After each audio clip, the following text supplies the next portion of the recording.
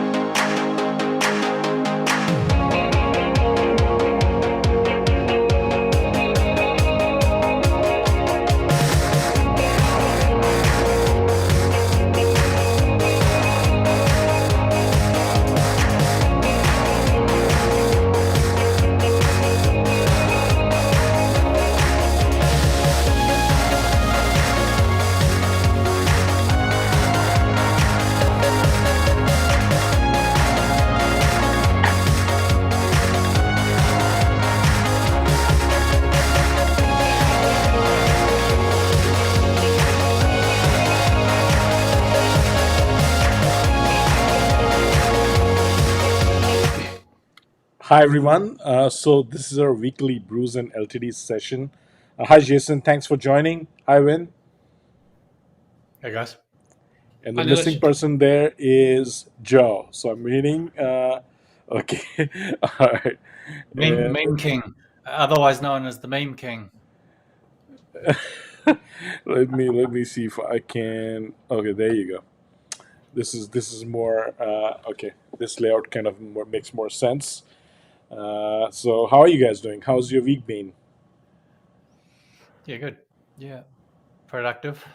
How about Productive? yourself? What about you, Jason? Have you been coaching? No, I've got a rare weekend off, Nilesh. Oh, you got a rare weekend off. Yes, yes, you mentioned weekend off from work as well as I think you're by yourself, so weekend off from girlfriend as well. Yeah, my fiance's away for the weekend as well, so I'm home alone with my two dogs.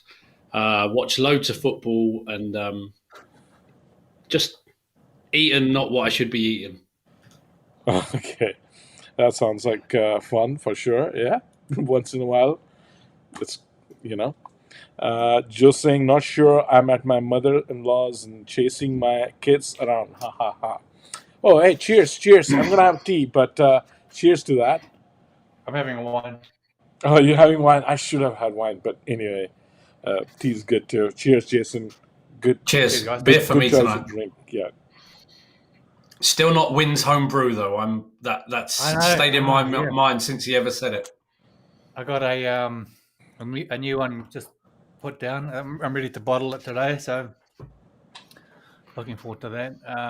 Honestly, once you start brewing really good beer, I'm telling you, man, it's so hard to go back to normal beers again. Like I even drink, semi-premium beers or premium beers, and even my favorite ones are no longer. I just like, I don't want to drink them anymore. Like I'm not talking up my own home brew skills. I'm still like a white belt, as far as that goes. But just the standard of beers that comes out these days is unbelievable. Anyway, I don't want to kind of carry on about my beer. I just love it. It sounds like an alcoholic, eh? I'm not. You know, when somebody tries to say they're not alcoholic, it means that they're usually alcoholic. Yeah. That's good. Yeah. Yeah, I love different. I love craft beers. And Toronto has Oh a yeah. really good scene of Mm. pubs and What's craft the craft beers. beer scene like over in Toronto? Oh, it's amazing. Like Toronto Yeah. has one of the best craft beer scenes for sure. I would say. Uh, Really? Toronto has one of the best food scenes. I would say overall from Damn. Get it's out a of great town. choice of just an amazing choice of restaurants. It's so diverse, such a big like multi-ethnic kind of city, like with different neighborhoods having their like Little Italy and Portuguese town and Greek town and Little India, Mm. and it's like you get spoiled kind of. Yeah, I would say. Yeah.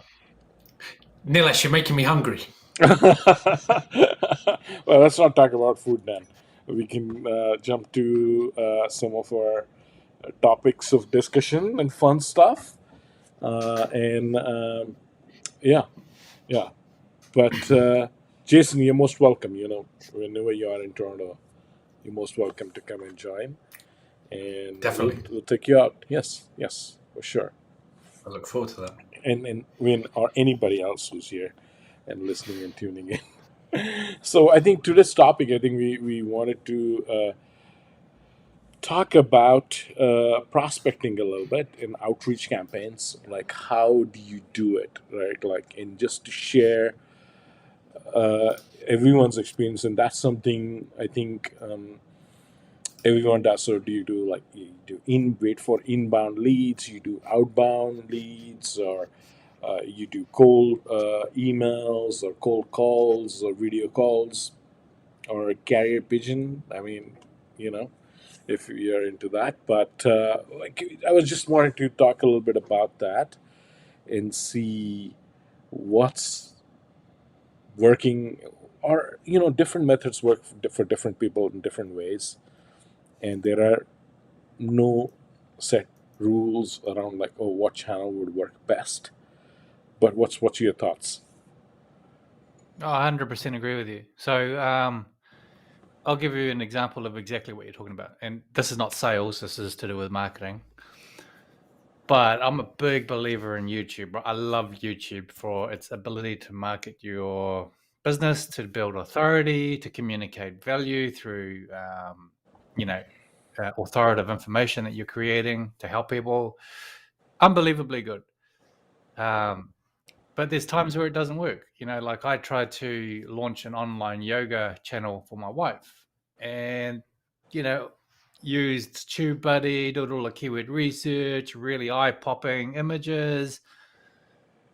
But because it's so saturated there, and because of people like Yoga with Adrian and other excellent channels, people that have been doing an amazing job creating 4K video, awesome yoga stuff on YouTube for years now, and you've literally got thousands of free videos to choose from, so very tough, and you have to take that into consideration. However, like I've shown you guys some really dirty. When I say dirty, I don't mean like porn. I mean like rough and ready videos that I didn't even bother producing or editing. Just literally hit the go button, stopped it, uploaded it. Didn't even bother editing it. No search engine optimization. The only thing I really did do was give some thought to the title. No tags, no description, no links to my website, no nothing. And yet getting steady inquiries to my business because people are, really, really hungry for an answer to this particular problem. So to your point, Neelish, it's not a one size fits all. You think you've got it nailed in terms of a method, but really what we should do is go in with an open mind and be willing to be wrong and be willing to be instructed by the evidence that's coming back to us, and just going with the flow rather than trying to force things. So that's sort of your lead magnet kind of thing, where you're waiting for the lead to come inbound, right? Versus like outreach. I mean, so we could definitely cover that, but I agree with you. I mean, and you have had a lot of success with YouTube videos. So do you get a lot of leads? Have you got a lot of leads from inbound from those videos? When I can do, yeah, you can do. I can't say I'm getting like an avalanche of them, but steady, and we're not talking about many views of a videos. Like I've gotten videos on YouTube that have gotten 500,000 views, 100,000 views here, 200,000 views there, and don't do much for my business, right? I have other instances where I've had videos that have literally like 200 views, and they're getting leads to my business, referrals, inquiries. So it's one of those things where you got to think carefully about, well, not even carefully. I think you got to be honest with yourself about what it is that you're trying to achieve, and being willing to be wrong. Take a few, do a bit of research, go and have a look at what other people are doing, and then try it. Try their approach. Does it work for you? Does it work moderately well? Does it kind of suck? Or does it just start working from the get-go. If it's working from the get-go, keep doing it. If it's kind of working moderately well, keep massaging with it and keep playing with it. If you've been doing it for 3 months, and you've put in a ton of time, effort, and even a significant amount of money, and it's not going anywhere, I'm not saying it's not going to work, but often you've got to, we as entrepreneurs, we're pretty determined and dedicated to what we do, and we consider ourselves pretty smart. I know the average person here on this group is, relatively self-motivated. Otherwise, you wouldn't be here, looking at the different tools and buying things and trying to augment your approach and trying to learn how to do things. So we're used to winning, right? We're used to succeeding at what we do. When we don't, we tend to keep grinding at it, assuming it's something wrong with us. I know that's the case with me. I go, okay, maybe I just need to work harder at this. Sometimes the market, sometimes the offer, sometimes the approach that you're using just sucks. There's a disconnect somewhere in that whole mix. What it is, you may have to do a bit of digging around for, but okay, I'll give you an example. So I'll give you another example. So if I was going into a market, I'd go, okay, let's have a look how these people are marketing themselves. What are they doing in terms of search engine optimization, in terms of content strategy, in terms of social media, in terms of Twitter, Facebook, YouTube, TikTok, Clubhouse? How are they promoting themselves? What kind of success are they having? Can I compete with that? Do I have the capability? Do they have a sales strategy? How does that work? How can I gather evidence around that? How can I go and test it for myself? How can I sign up as a lead and pretend to be a prospect so that they can pitch to me? Can I gather that evidence? How hard is that? So this is stuff that we should all be doing when going into a new market for the first time without that experience, because the amount of time, energy, and money invested in order to get traction, can be you can be a year at the stuff and realize you're going down a wrong path, and that's a very expensive mistake to make. Making mistakes doesn't have to be expensive, as long as they take you 2 or 3 days. The mistakes are really reprehensible when you continue to do them a year later, 6 months later. That's reprehensible. You should be learning, you should be adapting quickly. So I was having this conversation with Joe. Last time we were on with Joe, I was saying the same thing. I'm very much of the opinion that you should go into every situation as a white belt, meaning you're a beginner. Go in with the beginner's mind and assume you don't know anything about it. Like, okay, I'm a marketing expert. I've got a very broad, very deep knowledge in a lot of different areas, and that can get you into trouble. It's called the curse of knowledge. When you are knowledgeable about a specific area, your biggest issue is that you don't realize your blind spots. But when you go in as a beginner and you know you're a beginner, you're expecting that everything is going to be new and you got your eyes wide open. That's the best approach to go into, because as a result of that, you're adaptive, you're learning quickly, and you're able to pick up on information that you'd otherwise miss because you assume you know what you're doing. Anyway, that's jumping off my soapbox. That's my general approach. Now, when it comes to sales strategy, Nilesh, I think that I consider you an expert because of what you've done with your Cisco business. Yeah, I mean, thank you first of all. Coming from you, I appreciate the compliment, but I mean, there is a lot of work to do, and I'm discussed with you some of the leads. But before I do some more talking, Jason, what do you think? What's your approach around? I found what Win said really interesting, because I'm at the beginning of my journey, as I always say when I come on, and I'm just stepping into the YouTube world. So it's interesting to hear Win's story about his journey with the yoga project. I think my target audience are very video driven. So YouTube is a perfect fit for that, in my belief. It's not a crowded space. So I think it's a great opportunity. There's only a couple of real kind of competitors in the space, and they're doing things a little bit differently to the way that I want to do it. So I think it's a great opportunity, and I'm really glad with what Win said, because I'm in my eyes wide open phase. This is all new to me, so I'm trying to understand and listen to experienced people that have walked the path before me. I'm just getting my head around TubeBuddy at the moment, trying to understand that. So I'm in that space at the moment, Nilesh. Jason, did you So pay it's for great to hear. TubeBuddy? Did you pay for TubeBuddy? I did, but they were doing an offer, and then if you've got less than 1,000 subscribers, there was an additional 50% off. So I think I'm paying like $30 a year for it at the moment. Oh, that's pretty cool. And is that Yeah, it was great TubeBuddy? Is that timing when I the did it. what license is it? Is it TubeBuddy Legend or what was it? I'd have to go and check. Okay, I'll have a look in a second for you and find out. Yeah, because I think there is a TubeBuddy Legend It's license. There is a there's a promo going on for that one. You can try it out for 60 days, but then afterwards it's like $49. Yeah, the Can I legend. just can I make a suggestion there? Yeah, From my experience with TubeBuddy versus, say, the likes of, I haven't used Tubix, so I can't comment on that. I have used But I'll Tubix. tell you that I think, oh, you have? Yes, I'm using it. We are using it.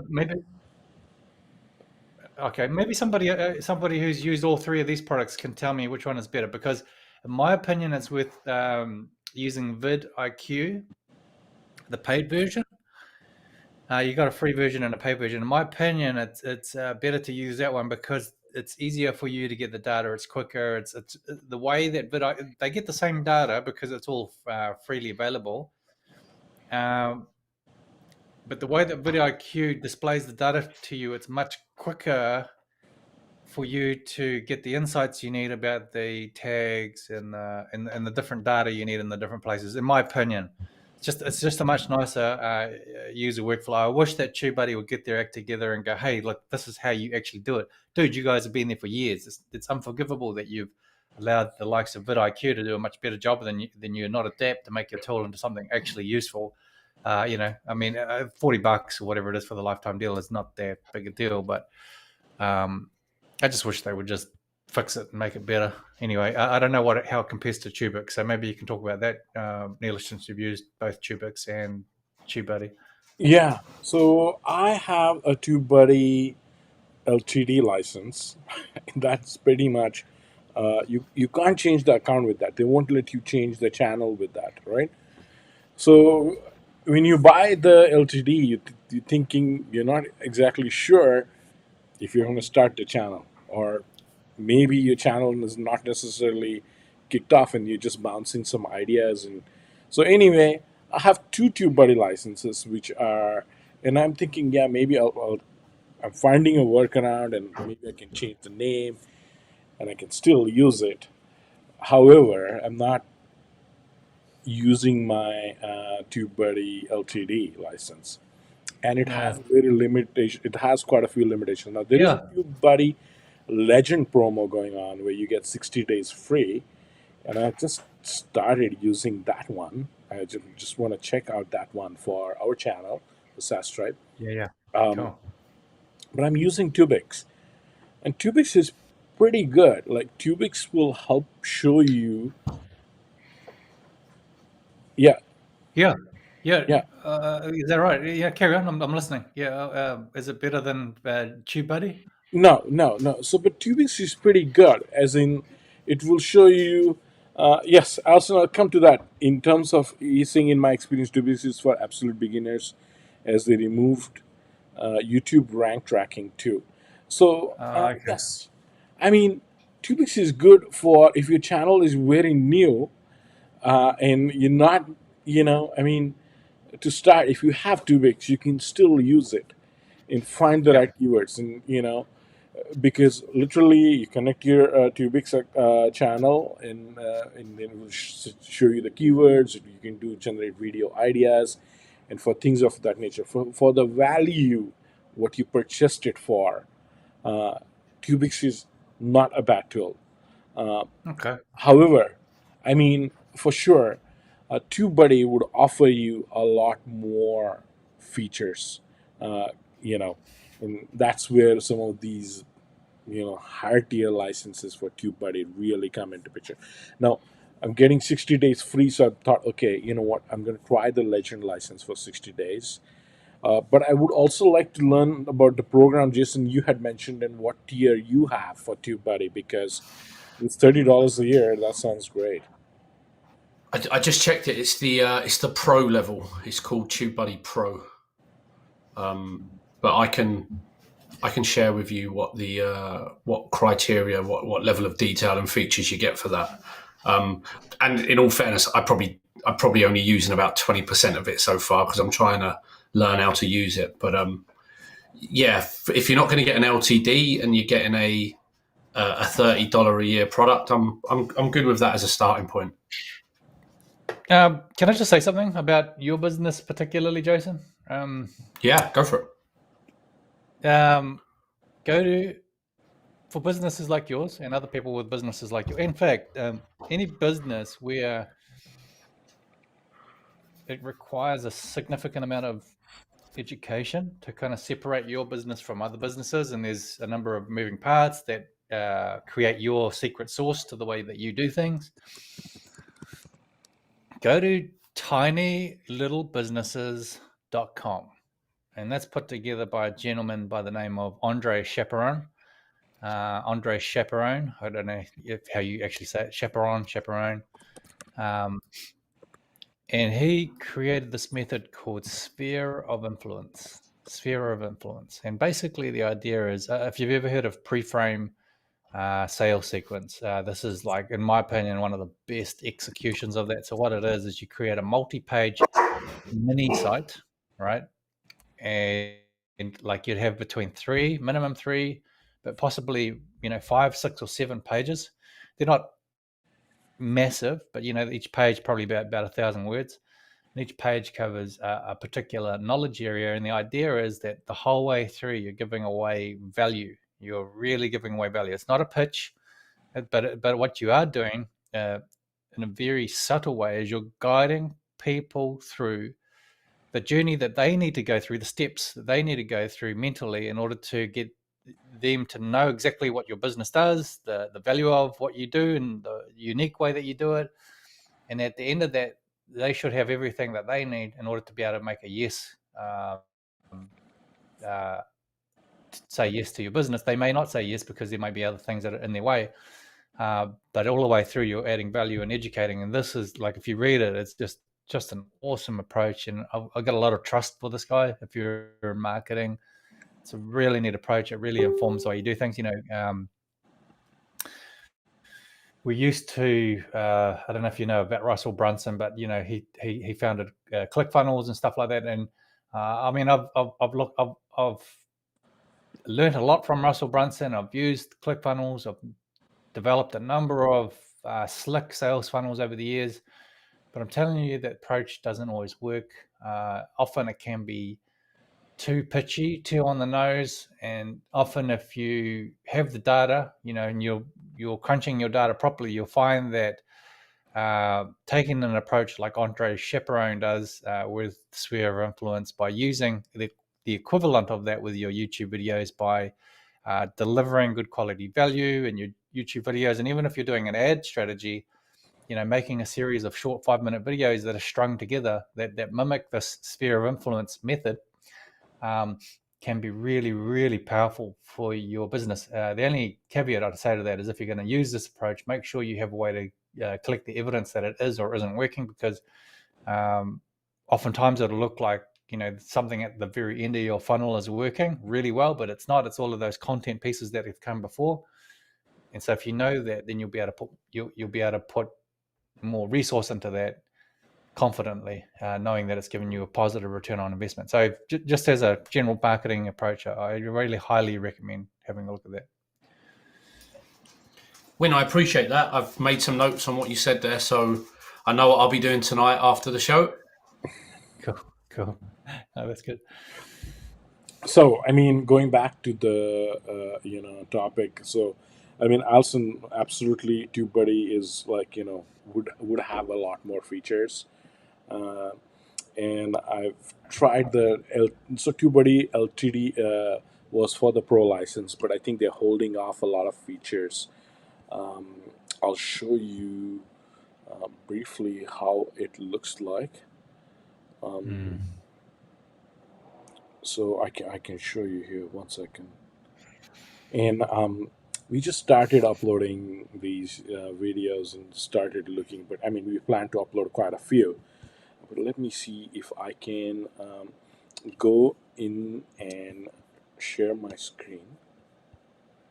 Or we can come to that later. Anyway, the topic is around outreach, so we can cover the two buddy license part at the end, hopefully.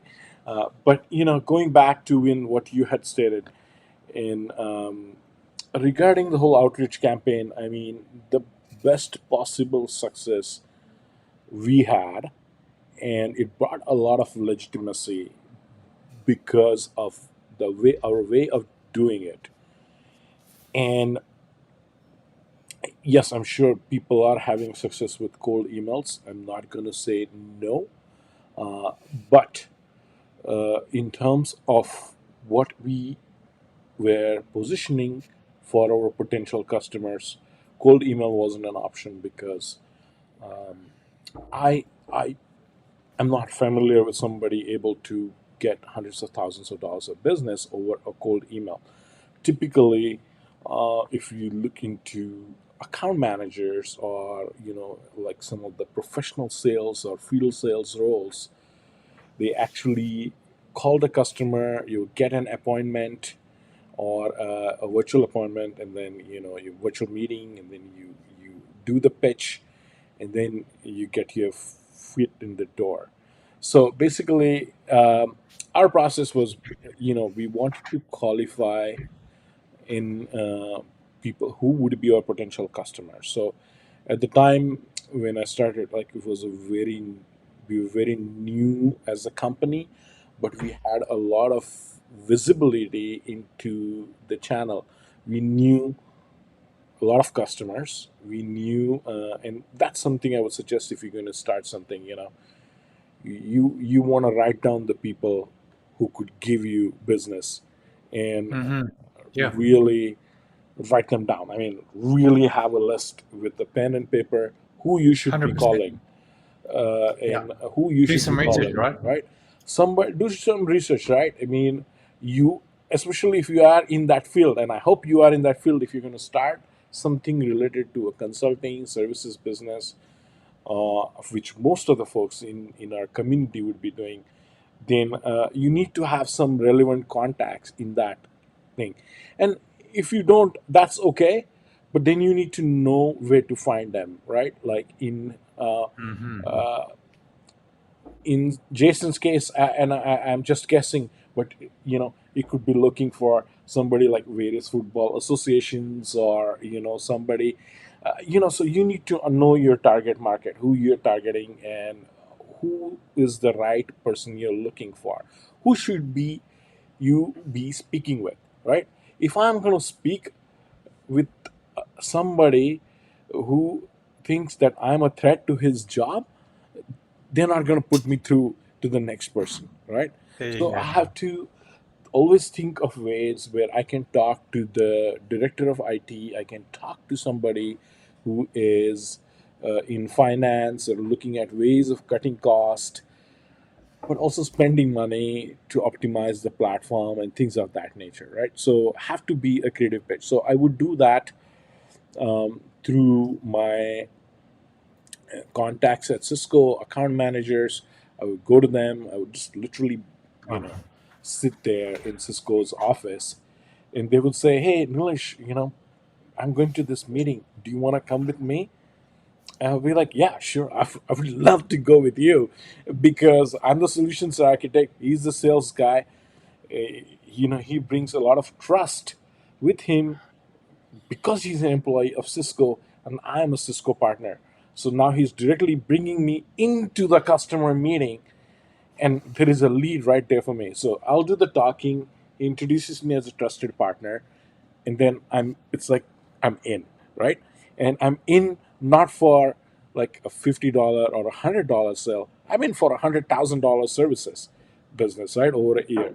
So yowza. yeah.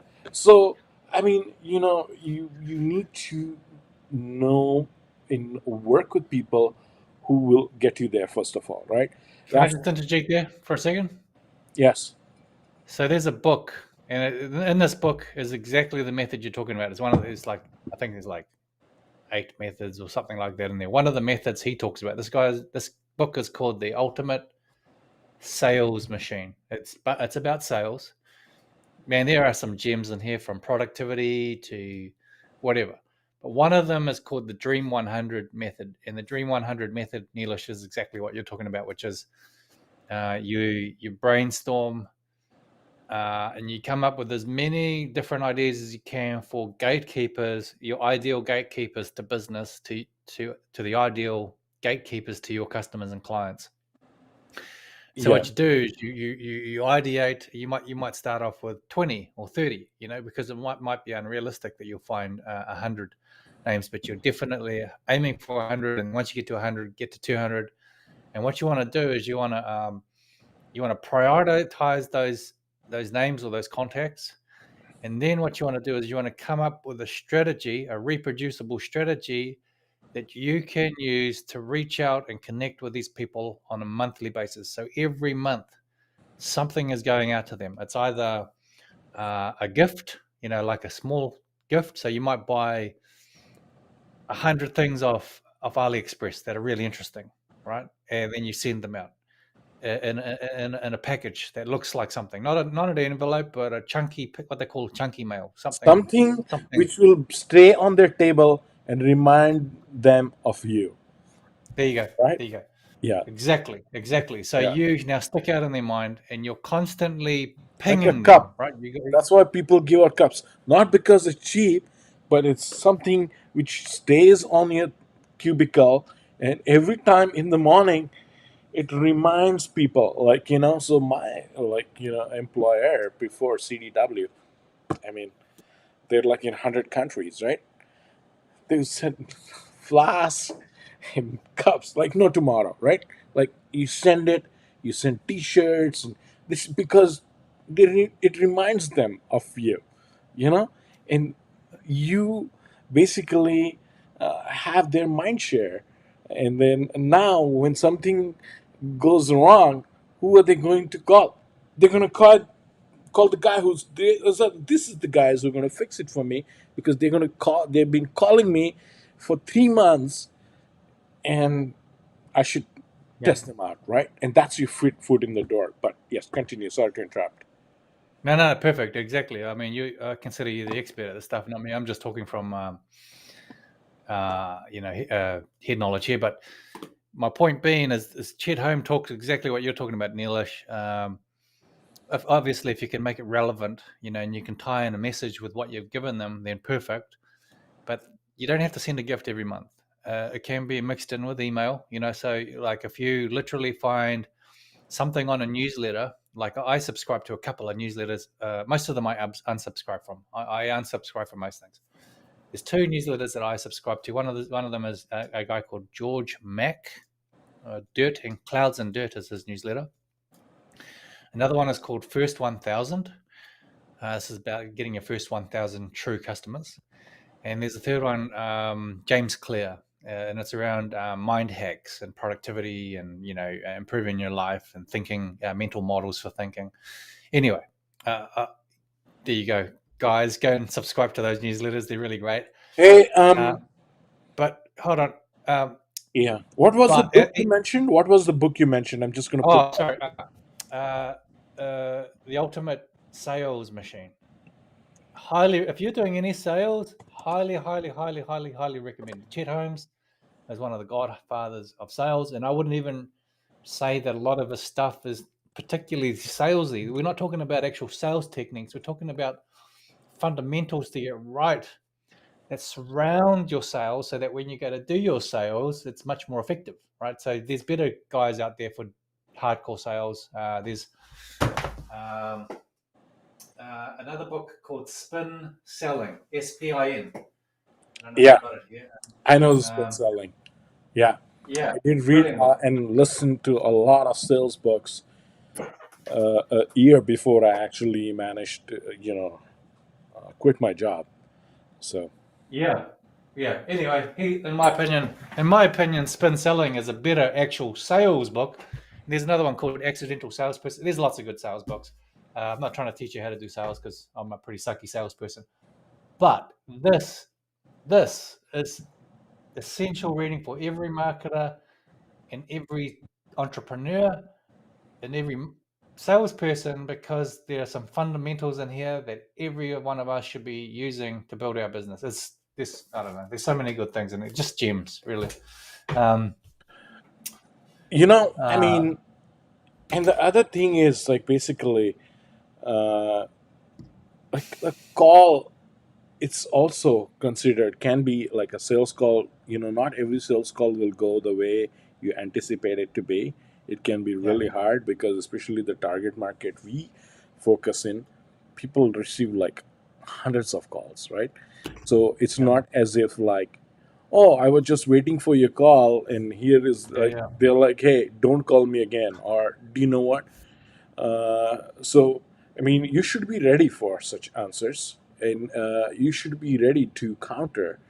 And you need to have a response for these kind of things, right? You go through scenarios, and practice is like the key, right? And at the time, I mean, we couldn't afford to just like have like waste our time and do like 80 calls and expect a relationship. It was very calculated in terms of what you're going to talk, who Yeah. you're going to talk to, and how you utilize. So you only get that many leads, you work on them, and you deliver, right? And then you keep that customer. So once you have that customer, they're going to give you business year after year after year, right? And that's Yeah, beautiful. as Love that.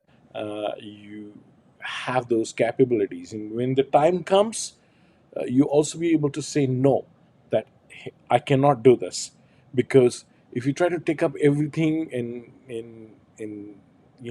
it will spoil your reputation if you're not able to do a good job, and then your future business could be affected, right? But Hmm. I digress. I'm big fan of cold calls and outreach that way, because that gives me most success. But I would love to see people who have had success with cold emails, because it's such a huge Um, topic. But I yeah, associate cold emails with spam, and not to say that sales calls are not considered as spam. There is a national do not call list as well, just like there is a spam list and all kinds of can I talk about cold blacklisted email a little IPs. bit? Yes. So I studied okay. Let me just say this caveat. This guy I don't like. I have a natural gut. Yeah, Joe. Funny. It's truly right. Truly, you're gonna get so many book recommendations from me. Um, I have a natural gut level. What is it like? Disgust, I guess it is. I'm disgusted with neuro linguistic programming. I don't like it when I see it. I pick up on it pretty quick, and I react against it. I don't like manipulation. I don't like speed persuasion. I really don't like people who use it manipulatively. Really don't. I really, really don't like it. However, there's a guy, and so I just wanted to pre-frame what I'm about to say before I tell you this. So there's a guy out there called Oren Klaff, Klaff. He's got a book called Pitch Anything. Yeah. He's got another book called there's a second book that he came out with recently called forget. It's a sequel to that one. Anyway, he put out a course on cold email, Pitch and anything is. I think I have that in my collection as well. But that continue. cold email course actually works. Okay, you ready for it? I'm going to save you hundreds of dollars. I'm going to tell you the high points of this method. Okay, you ready for it? Yeah, I'm listening. I'm all ears. Okay, your email, keep it to 60 words maximum. 60 to 70 words maximum. Ideally, 50 to 60 is the target. It should be a short, brief email. It should sound like you've written it in 30 seconds.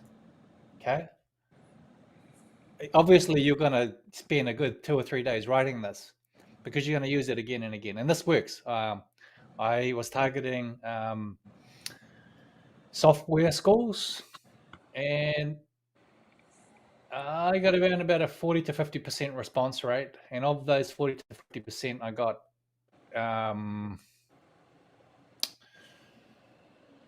probably a third of those on a phone call. So it was a pretty good response, right? In terms of the actual outreach, in terms of closing, I'm terrible at closing, so you can't judge the actual cold email approach on my closing ability. Like I said, I suck at sales, but the actual email response and getting them on a call and then getting them to a presentation and getting a second call. So I got the first call and the second call, and if I actually had something they wanted, I'm pretty sure I would have closed them. Okay, we can come back to that in a second. And because the offer, the thing that you're offering them is super, super, super, super, super important.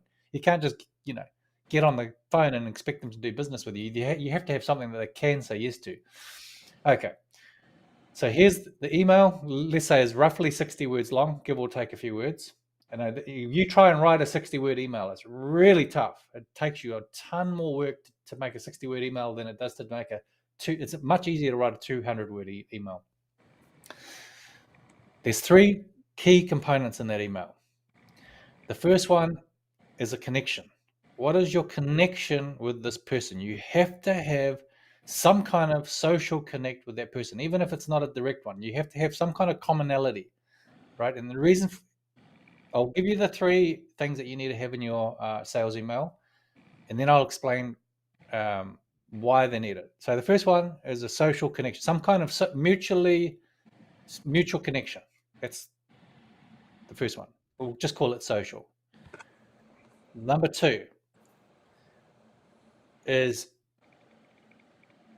the shockingly compelling reason that they even want to talk to you, right? And we're not talking about hype. This has to be carefully crafted. We're talking about a real, credible, exciting, unique, scarce thing that they actually want. You know they want because you've researched them, that they want to get on a call with you. Number 2 is the actual call to action. Very, very brief. You give 2 specific times and days, like 1 in the morning, 1 in the afternoon, 2 different days. And the reason why you do that is because they may not be available in the morning, they may not be available in that day. Okay. So I usually go Tuesday morning, Thursday afternoon, right? I'll give those 2 options. Third thing, along those lines, how far out do you do it? Well, the closer your mutual connection, the closer your trust, the tighter you're connected together, the less days in advance that you're offering them, right? So if you are really like your best mate is their best mate, it can be tomorrow. You can expect to connect with them tomorrow or the next day, right? If you're so loosely connected with them that they really don't care, make it like at least a week out. A week to 2 weeks is ideal, right? Right, so there's everything in between that. There's like tightly connected and not tightly connected. That's the spectrum. You have to figure out that timing. Okay, so let me go back to the social connection thing. The reason for the social connection is because if they misstep, then they feel so they're not gonna treat you rudely. They will try and give you their time because you are mutually connected with somebody that they trust and they don't want to piss off. That's the reason for the mutual connection, and why should they care? Now, if you can't do that, which a lot of us can't, this is the hardest part of the cold email. The hardest part is the actual social connection. The rest of it is moderately easy once you give it a bit of thought. Finding that reason, that mutual connection for why they want to even be respectful to you is super, super important. That takes a ton of research. And if you can find someone else to connect to first, then that's even better because then you're connected with that person. So that's how to do the ideal cold outreach email. I'm telling you, that approach really works well. Yes. Some really good, valuable tips there. Jason, what's your method of prospecting? Do you do like cold emails, calls? How do you find your potential customers? A few bits have been covered. You actually said it first of all, Nilesh, about using certain associations within my industry. So that's a really good start because most soccer coaches are affiliated to some governing body.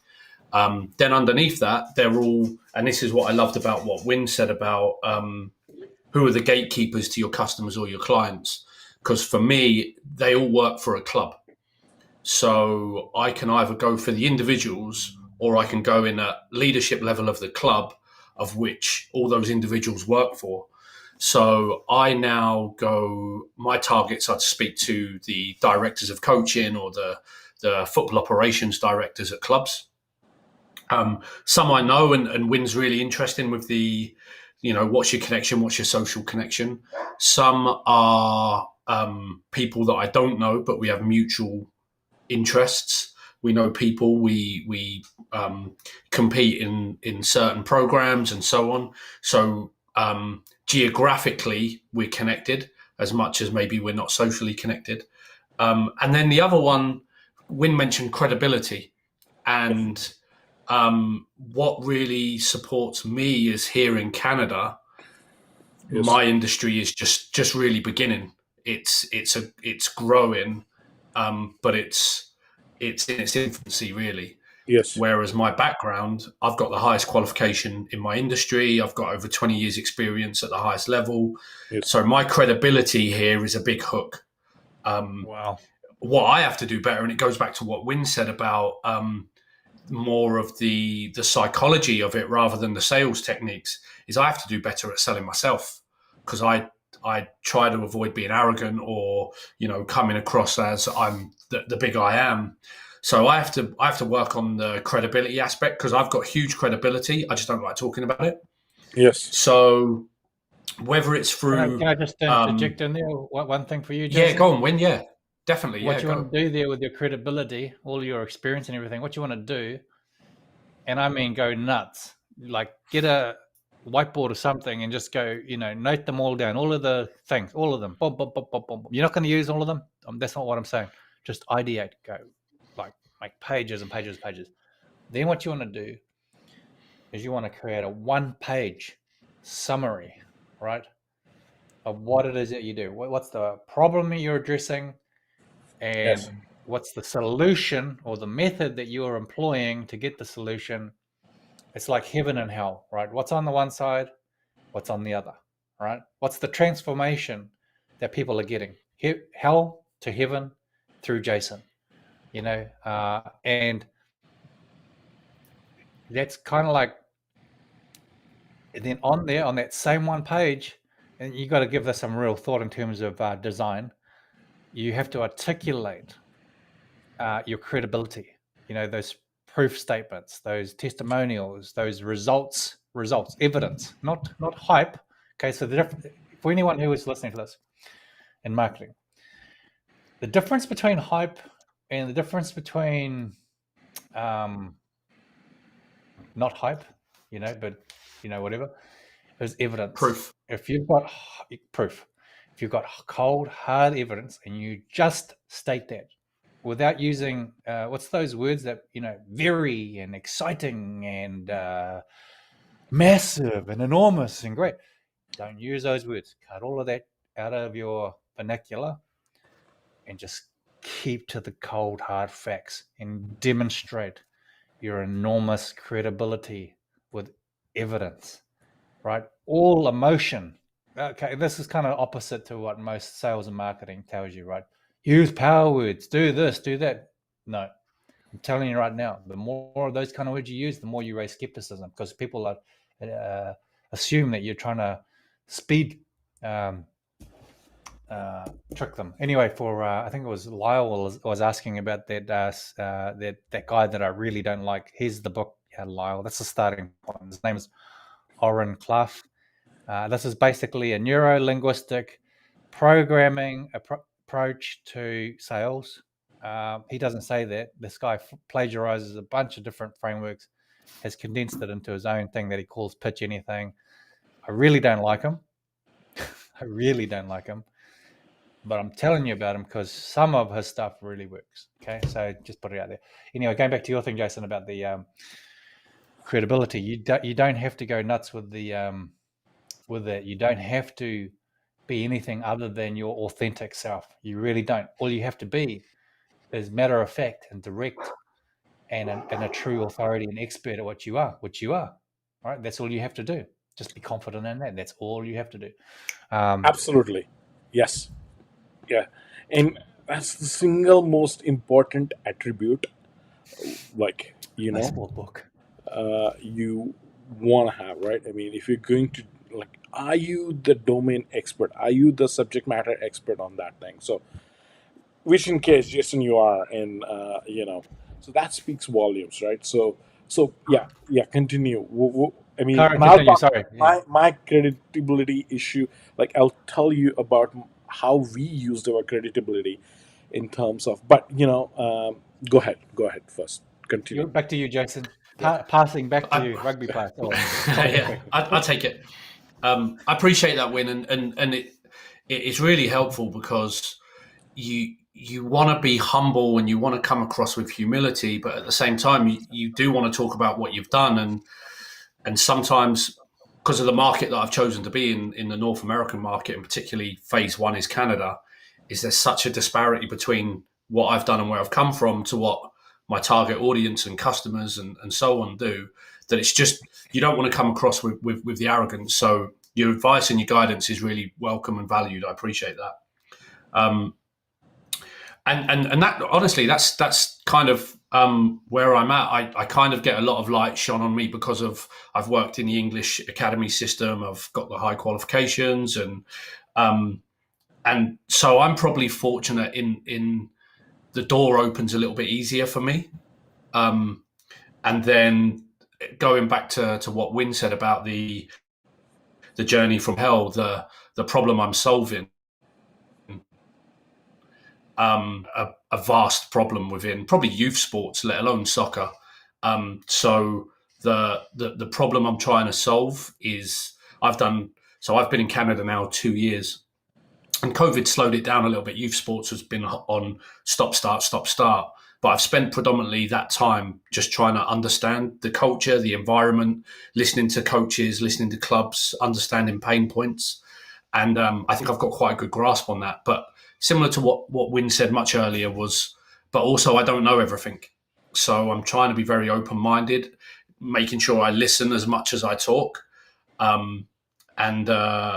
And with that, now I think I'm in a really good position to understand the problems that individual coaches have, but equally what clubs are having. And so I've now tailored my services, my products to cater for the individual, but now I've got club-based services as well. And that's all come from 2 years of listening to interviewing, but I say interviewing, not sitting down and interviewing, but having loads of conversations, asking loads of questions. And I feel like now the people I am speaking to at the moment, they're hugely receptive because I think I've got a really good understanding of their pain points. So in answer to your question, Nilesh, some of them are cold outreach emails, but a lot of them are phone calls. Because the one thing as well is the football community are similar to what you said earlier. Some are very nervous about you, but when they figure out that you're not going after their job, and because of my background, people very quickly assume that my level of job interest would be significantly higher than where they are. So I'm not coming up against that problem in Canada. So I'm getting phone conversations very quickly. And I think I have a good understanding of the pain points of clubs and coaches. And I'm currently in discussion with probably 4 or 5 clubs now about some club-based services and consultancy. So the gatekeeper, as Win said earlier on, that's been one of my biggest learning transitions in the last maybe 6 months, is to still cater for the individuals, but actually it's a much quicker and less time sensitive to go to the gatekeeper, because ultimately they oversee all the individuals. And in some clubs that might be 25 coaches, but in youth sports in Canada and North America is pay to play. So some of these clubs have over 100 coaches. So do I want 100 conversations or I don't want one conversation? And then kind of the way I do it as well is I offer them a free webinar. So I will do a 45-minute webinar to all of your coaches. Within that, I get email registrations from each individual. There's a Q&A function, so they get an hour of my time. and with that, then it helps build on that trust. Hopefully, it validates my credentials and my, my background and my knowledge. And now I have that direct communication with the club, but within the email collection of all the attendees, I now have that direct communication to them as well. That's very good, Jason. Good insight, and I'd love to hear stories like that. I'm sure people who watch this session find it very valuable too. Like the way, and I'm gonna talk about a little bit about your comment here, without giving you much. But you're saying building first course on Spay, and I like it. Not gone public yet. However, Guru can seem to be slowly. Wait for the 25th. There's something else coming. We're not going to disclose it because it's a So good. non-disclosure. But So good. Oh my God. it's something is coming on AppSumo. Amazing. It's amazing. So just until the 25th. So just have to wait until, and let's see what it is. Wow. You have just returned my mindset back to being a kid, and you've just made me feel like it's Christmas Eve, and I've just got to get through tonight till I find out what my presents are in the morning. Yeah, I mean, so good. it looks good. I mean, so I'm not looked like. I'll be very honest with you. I haven't looked at Spay, and I haven't looked at this as much as Win has.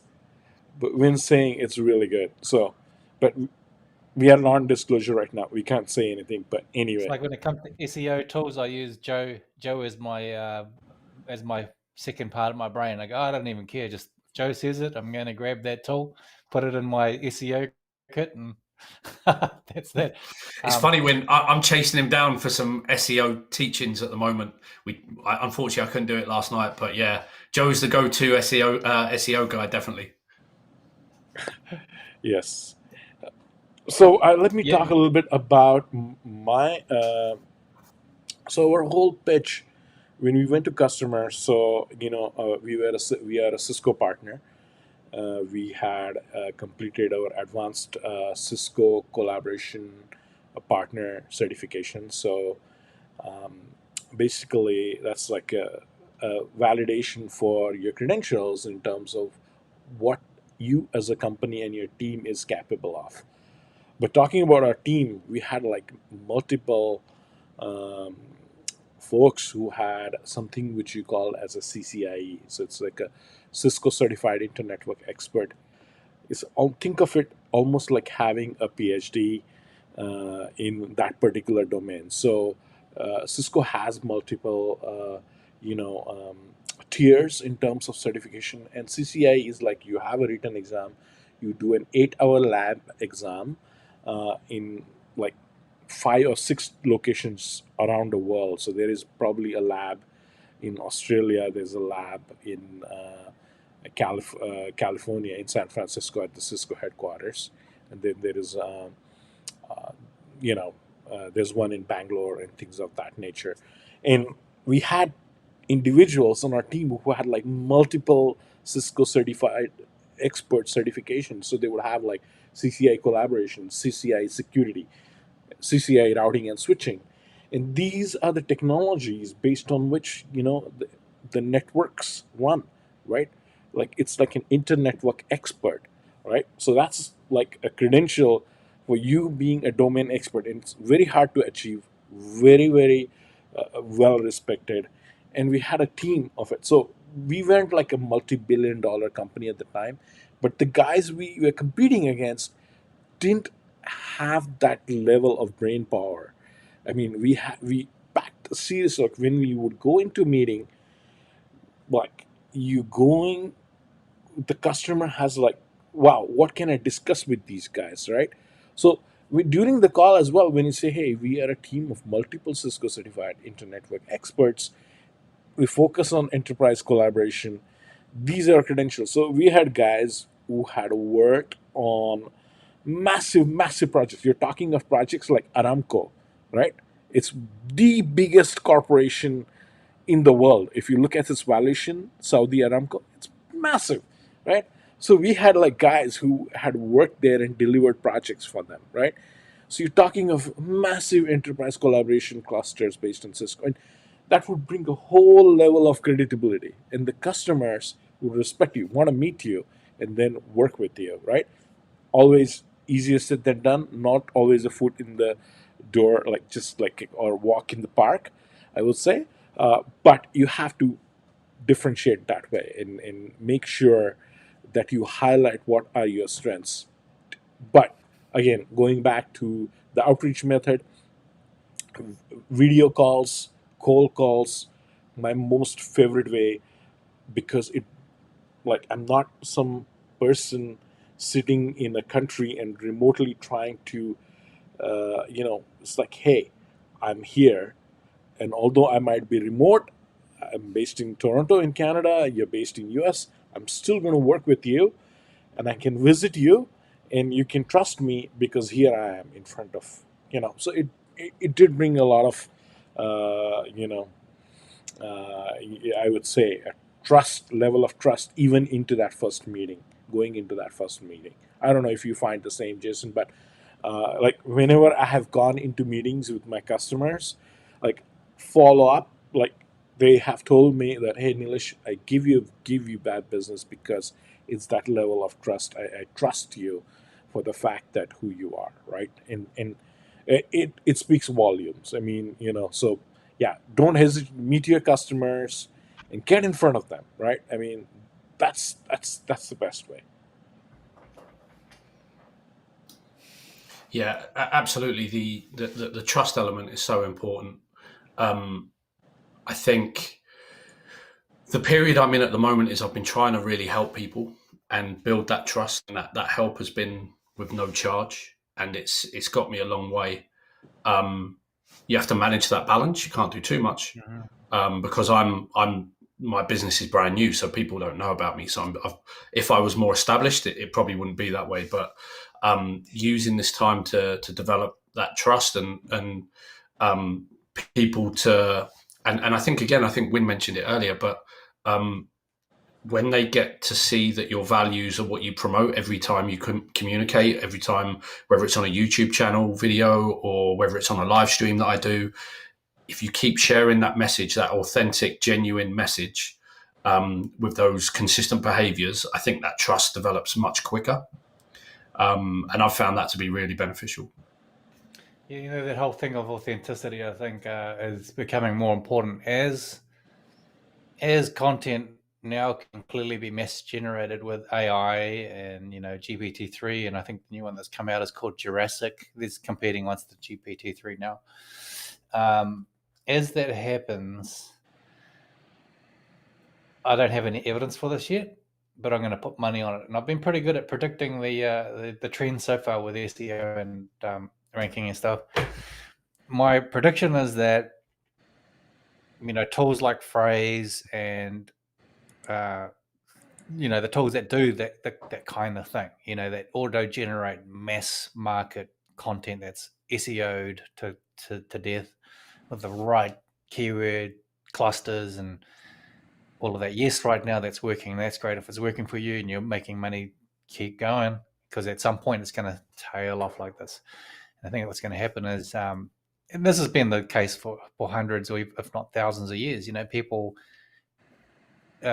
desire, they crave for authenticity, whether it's in their relationships with their wife or their family or their friends, or whether it's with people that they see in the public media space, especially with politicians. I mean, you hear the big thing you hear about with people in religions and politics. I'm stepping into taboo territory here, but the reason why people get so turned off with those highly public and influential figures is because they feel like they've been ripped off. They've been presented with something that's not true. So, when you can go to someone and you're 100% who you are, and what you say is what you're delivering, and there's no strings attached, and you're not trying to trick them, they go, whoa, this is different. Whoa, you've suddenly gone like 10 layers deep past all of the defense mechanisms that they had put in place to repel those kind of people, and once you have that embedded trust, man. There's very little that can shake that trust. It's such an amazing place to be in. But I think as marketers, we feel like we have to sell in a certain way, and we have to present ourselves in a way that's exciting and interesting. And it's just not true. It's just bullshit. It really is. It's like, where did that come from? Russell Brunson. Just because Russell Brunson says it, we're all going to believe it now. It's like, what happened to ever just being who you are and loving who you are, and being attractive because you really enjoy who you are, and other people enjoy who you are too because there's an authenticity to it. It's so refreshing to be around somebody who's just who they are, warts and all, Absolutely. Couldn't agree more. Mm. Hey, Ronnie is saying hi. Ronnie, how are you doing? Yeah, He's hey, saying he Ronnie. missed the book. You were wave. Oh. Can you wave that book again? Slowly. Wave it slowly, Ronnie. Sorry. So he can see it. If you wave it fast, he missed it the first time. Which one? I got two of them. Yeah, just double check. He's waved about 5 books so far. Yeah. These And are what's actually up all the with books those in my book books? collection. Stop reading. Kidding. I'm kidding. Yeah. I've only got 2 books in my book collection. These are the 2.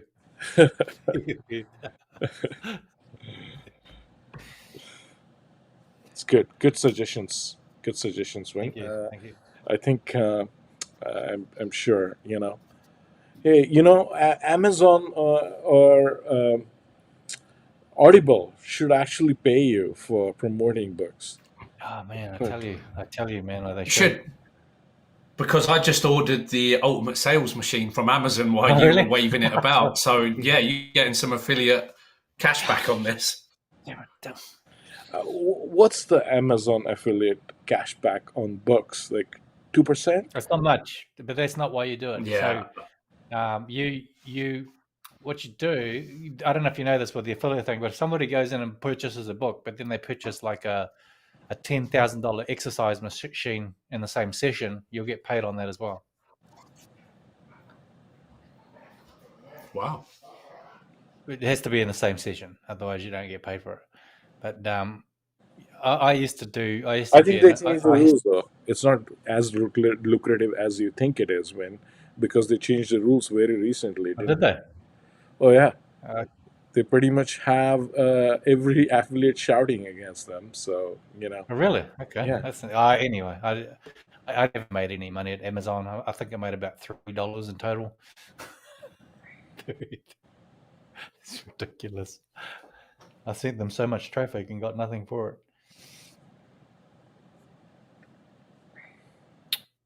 So so talking about, cold emails, social media, right? Like, are you able to have you done any type of social media campaigns? Have you seen that kind of results around sales, or what's your personal experience in terms of your social media campaigns and generating leads from that? Could be any YouTube or Twitter or Facebook. You covered YouTube a little bit, but what about other channels? Are you talking to me? Or is this to both of us? Both of you. I guess I'll. And I'm carry on talking since I'm to everybody who's watching. Okay, When you go personally, first, and I'll make the notes on everything you say, and then I'll just tidy up any bits that you've missed from my stuff. Cheers. Well, you've heard about my YouTube experience. I'm a big fan of YouTube for a number of factors. Okay, so, from a neuro-linguistic programming point of view, they talk about the different modalities that we engage in when we're transmitting data to each other or information. The first one is kinesthetic, right? So that's movement. The second one is visual. That's easy. The next one is audible, audio. And there's a subgroup of audio. You've got digital. Digital is like symbols, like words. And then the last one is olfactory, which is smell and food. Gustatory, which is eating, but it's all to do with taste and smell. So our most common modalities are kinesthetic and visual. So 80% of us, 90% of us will be wired that way. The least highest modality would be auditory digital, which is the symbols and mathematics and that kind of stuff. So that also explains why most kids don't do very well at school, because most of the data that's transmitted or taught is auditory digital in the schooling system. Whereas you find in some of the more creative schools, you got guys like Ken Robinson, he teaches about this. People who have learning disabilities, he gets them to move, gets them to paint, he gets them to use their hands and paint and draw things. Why? That's Because that's Sir Ken Robinson, Wim. Sir Ken Robinson, sorry, Yeah, sorry, yeah, there you go. Sorry, yeah. corrected. I love But his videos. He's like, oh, yeah, wow. he's brilliant. He's Yeah. brilliant, right? I mean, if you guys don't know who Ken Robinson is, please go and check out his TED talks on TED TV, I think it is. Brilliant, just a brilliant guy, very smart, and he talks about the link between creativity and well-being and learning and adaptation, and basically the opposite of what most schooling systems do. Because anyway, when you look at a website, most websites are text heavy, so that's auditory digital. Once again, we're talking about our modality that we're the worst at, which is, most people are terrible at reading books. The average person doesn't read many books, which is why Audible and YouTube and learning modalities that use video and audio are much more popular now, because they engage in those modalities that we're a lot better at. Now, the benefit of video, there's a number of benefits of video, but video really picks up on most of our learning modalities, which is why it's just awesome as a communication platform. And there's also a really funny thing, right? I guess it comes back to evolutionary biology again. When you see somebody standing on a soapbox on a TV, we assume that they're an authority, right? We assume that they're an authority. I guess that's becoming less so now as people are getting more aware of this stuff.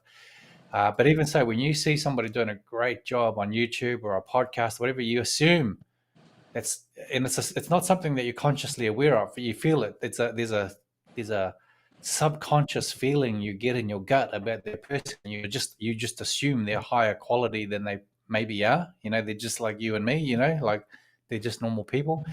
So if somebody appears on CNN or Fox News, depending on which side of the political spectrum you sit on, but if you see them on one of those major news channels, you assume that they're important. You assume that they're high status, and it's all about status. If you're making decisions about whether or not you're going to mate with someone, you're going to trade with them, you're going to whatever, a lot of that comes down to your perception of their status. And so wherever you can, I'm a big believer that you should be, interjecting yourself on a video, so even if you're not the best speaker, even if you're not that confident, if you can just be transparent and authentic and be yourself, that's usually good enough. As long as you're confident and the value you bring, whatever you come out with should be enough. You don't have to rush through it. You don't have to overdo it. You don't have to try too hard. You just be yourself. That's the hard thing that we all try. Here's one thing you'll find, right? When you do video, the effect that you're looking for is to try to reproduce who you actually are on video. It's a lot harder than it sounds, right? So when people get on video, they feel like they have to act a certain way. Once again, it's subconscious. We put on these airs, in different circumstances. When we're around our parents, we take out all the F words and the, shit words and the C words. I do with my parents, because I respect them. I don't want to, they go to church and they're, upstanding people. They don't want to hear me, saying, expletives every second word. You go into another situation. If I'm on a building site, I'll say a lot of swear words. But why? Because most builders and plumbers speak that way. But the toughest thing on video is actually being who you are. It really is tough. And I watched my wife go through this as I was the video man for her, shooting her on video. I said, you need to be yourself. You don't have to be Katie Bowman or Jules Mitchell or some other famous person who's in the yoga or well-being space. You just be you, because you're beautiful. Who you are is just an amazing person. Just be that. And she's really honed that. And now when she gets on video, she tells a few jokes, she talks about her cooking, things that have happened, and she's just being herself, and it's just awesome. So YouTube is one of my favorites. I haven't had much luck with the other channels. I do have a following, funnily enough, on Twitter of 35,000 people, believe it or not. I got 0 results on Twitter. I have no idea what I'm doing. Same thing on Facebook. I was a best-selling author on Amazon for Facebook marketing. You can look it up back in 2012 or something like. Dude, I've sold tens of thousands of books on Facebook marketing. Am I very good at YouTube, at Facebook marketing? Well, from an ads point of view, pretty good. From social media point of view, man, I'm crap. I'm terrible. I'll give myself a 2 out of 10. Same thing with Instagram. I'm not very social. I'm very kind of blunt and straight to the point. So YouTube for me. Email. A lot of people don't consider email very social. But like I said, I just write. I'm just straightforward. I just be authentic, tell a few jokes. That's how I do it. Email for me is one of the big ones. I like email. Email is a very good platform. I'm very good at email. Over to you, Jason. Thanks for that. When you might get a little bit of my 2 dogs in the background, they're going in a crazy phase. Oh, that's great. No, bring them on. Yes. Again, Win, really interesting what you said, because there's some things that really resonate with me. So one of the things I've tried to do is, the first stage of my journey was to forget what Jason Blake does on social media and try to understand what my future customers do on social media. So I was probably more comfortable around Twitter, and professionally I was very LinkedIn. But my customers my target customers are parents that are coaches of their children's soccer teams. So I had to try to understand, well, where are those people and what kind of platforms are they using? So through my research and speaking to people and reaching out, Facebook seems to be the one that everyone refers to. So I'm very focused on Facebook at the moment. Mm-hmm. Again, maybe I should be an affiliate for every time I say I'm at the beginning of my journey, but I am at the beginning of my journey on trying to understand Facebook. I'm trying to research and understand about Facebook ads. Maybe, Win, if there's a book on Amazon that might help me with Facebook ads and earn yourself an extra $3, then I'll buy it. So Facebook is a big one for me in terms of. I'll tell you about Facebook ads. Go for it, yeah. Check out Charlie T. Charlie T. Okay? Just the single letter T, or as in the drink? Just Charlie T on Facebook. Okay? Yeah. Charlie T, Facebook ads. That's the dude, in my opinion, that you should be following on Facebook ads. I mean, I could teach you some stuff, but he's the dude. He really is. When you had mentioned somebody else the other day on Google Analytics stuff, there was a blogger you had mentioned. Simo Ahava. So Simo for Google Analytics and Google Tag Manager. The god of Google Tag Manager, in my opinion, is Simo, Simo, Ahava, Ahava. I've learned a lot of him, a ton. I learned how to do basically Google Tag Manager and Google Analytics off him. Sorry, Jason, back to you. Do you think he's going to have any interest in coming on our live? Oh, he could do. Yeah, no, we could have him on. I can reach out to him. I mean, I don't see why he wouldn't, but he does sell something, so he probably wants the exposure. Yeah, sure. Okay, he'd be amazing. Let's bring him on. 10,000 members in the group. That's quite appealing. Yeah.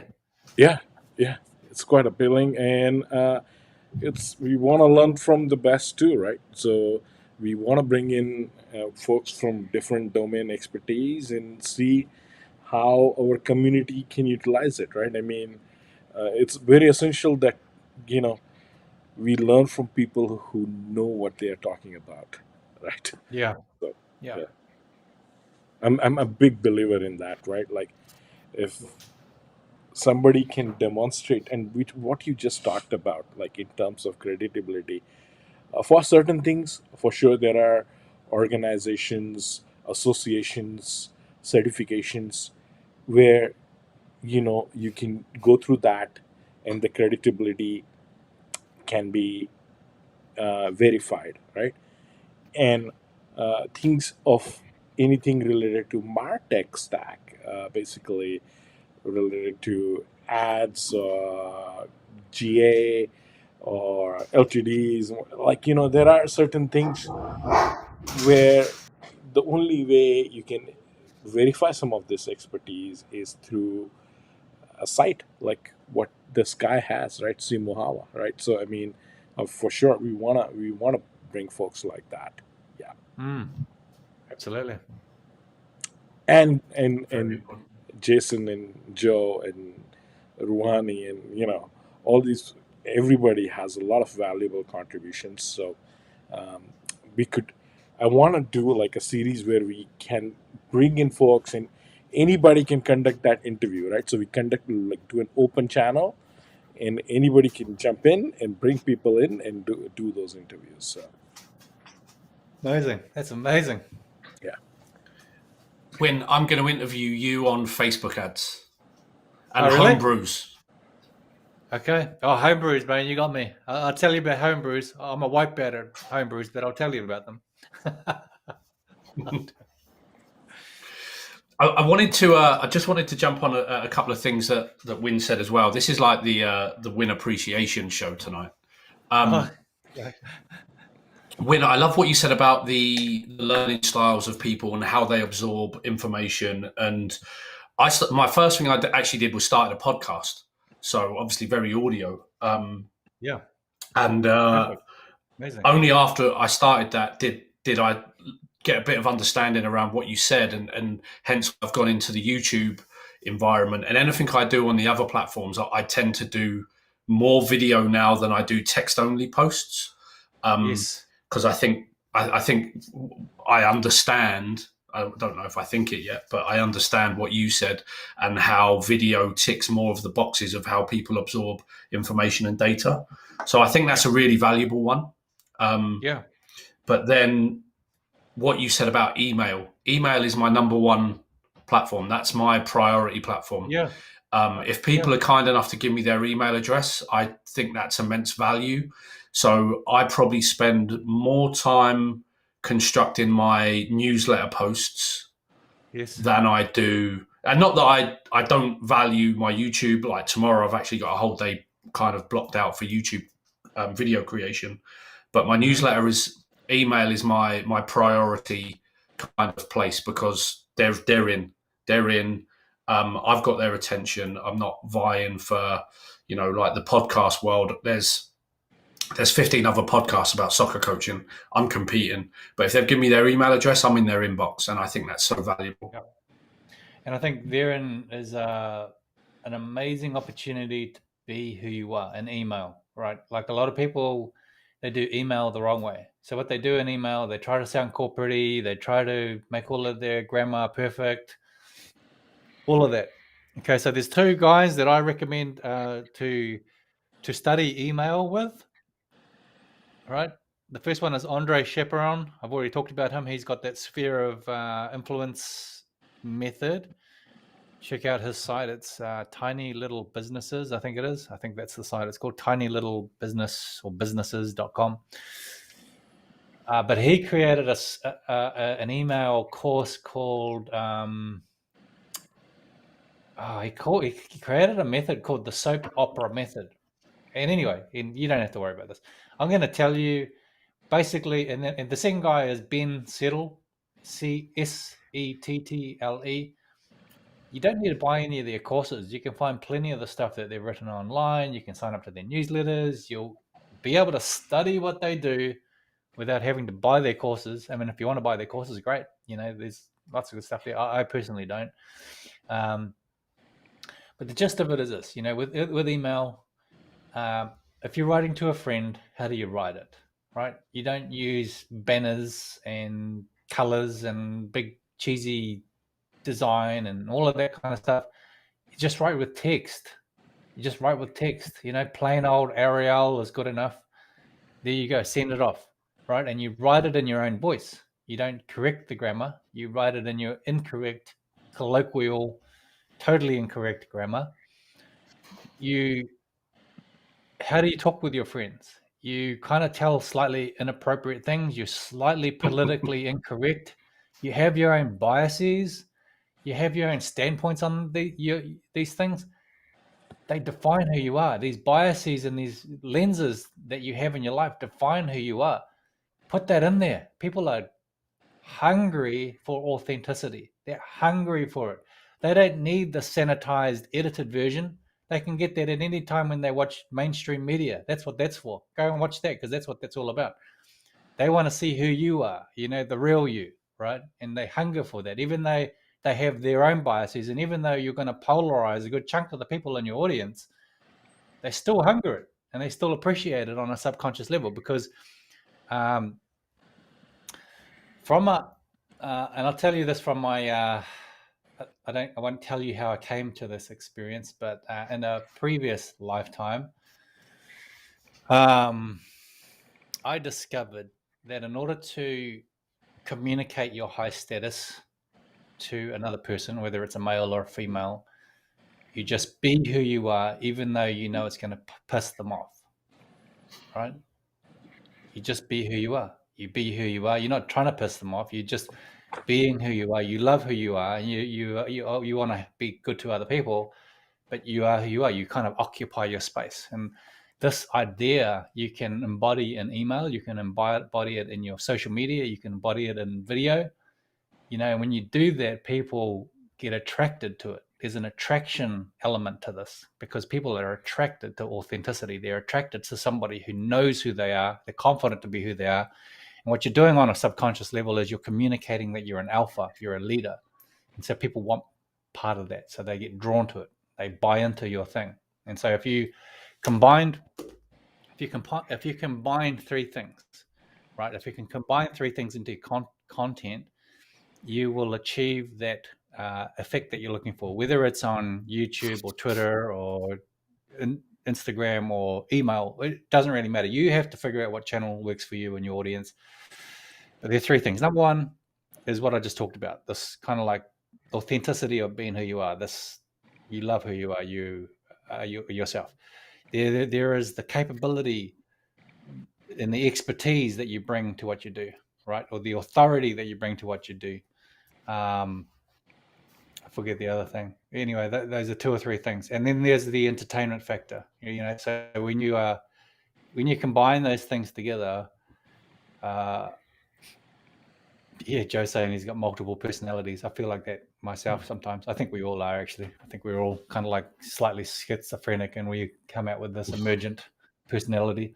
So you got authority or capability, you got your personality, and you combine those together. There's a third thing too, but you do a little bit of educating, but not too much, and you add in a bit of entertainment in there, and now you got like an explosive formula for content, right? That's, in my opinion, that's like the magic recipe, and you play around with that.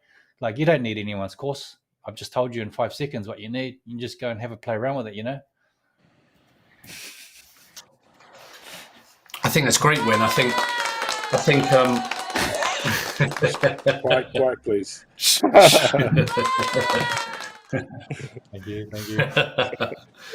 Fully deserved, Win. Fully deserved. I love what you said, and you're right. People will, charge you thousands of dollars to learn that in a course. My industry, where I came from, is very conformist. It's an industry of sheep, and it's taken me a while to actually break out of that. And Joe, get ready with your pen and paper. It's my turn for a book recommendation. This book, here we go, from Austin Kleon, was such a game changer. Not only about showing your work, but showing it in your way, being you, like you said, your true self, your authentic self. Such a game changer for me to help me understand that Jason Blake is part of the product, but the real Jason Blake, not a persona, not an act, not a performance. And it's been so beneficial that journey of getting to put myself on camera. And Nilesh and I speak a lot about live streaming, and funny enough, I'm at the beginning of my live streaming journey as well. But it's been great practice to be me on camera, which isn't natural. It takes time and practice, and but it's hard, right? It's been a game changer. You've been vulnerable. You've been imperfect, and all of the accidents are in there, and all the mistakes and everything. And there's no way to edit it, and it's a horrible feeling. If I leave my wife with a camera and the editing button, I'm telling you, man, it'll be 3 months before one piece of content gets out. And when it gets out, it's very rigid and perfect. I've done this myself. I created courses where you edit everything, and it's just horrible, But when you leave the cadences in there, and the stutters, and the ums and the ahs, and the the odd swear word, and the not that I'm saying that we should be saying the F and the C word every second word.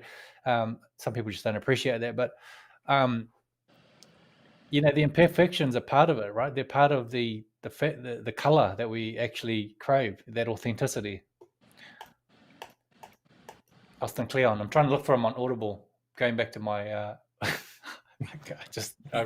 someone told me last week, I mentioned it to someone else, and they told me that because he's got, I'll do it. Go on, give me a second. So he's got 3 books. This one I read the other day, and they're actually, funny enough, Win, like, I don't know if you can see it, but they're written so easy to read with loads of images, really easy to digest. I actually read this one in an hour the other day. So still like an artist. So learn what Nilesh said, learn from the people that have walked the path before you, show your work, put it out there, let the world see how good you are. And then this one I've not read yet. Keep going. But it's his trilogy. And right on. I believe they are on Audible. And I have the first 2 have been brilliant. The other 2 on there, but I'm just looking on Audible now. They're Still Like an Artist, and that's it. The other 2 aren't on there, but I might get that one first. I'm just an Audible freak. Yeah. I like to listen to it on there first. Yeah, that's awesome. Here's book club tonight. Beers and books, man. Like we LTD group, but a lot of what we got to kind of learn from or to do. The tools are, like we've said this over and over again. The tools are really just a supporting act. It's really the big picture ideas that we're talking about here have far more importance on the outcome. I mean, we got by for a good 100 years without all of the digital tools we got. I mean, the digital. I'm going to be honest. I'm a tech head. I am an addict for technology. I love apps. I love making apps. I love coding.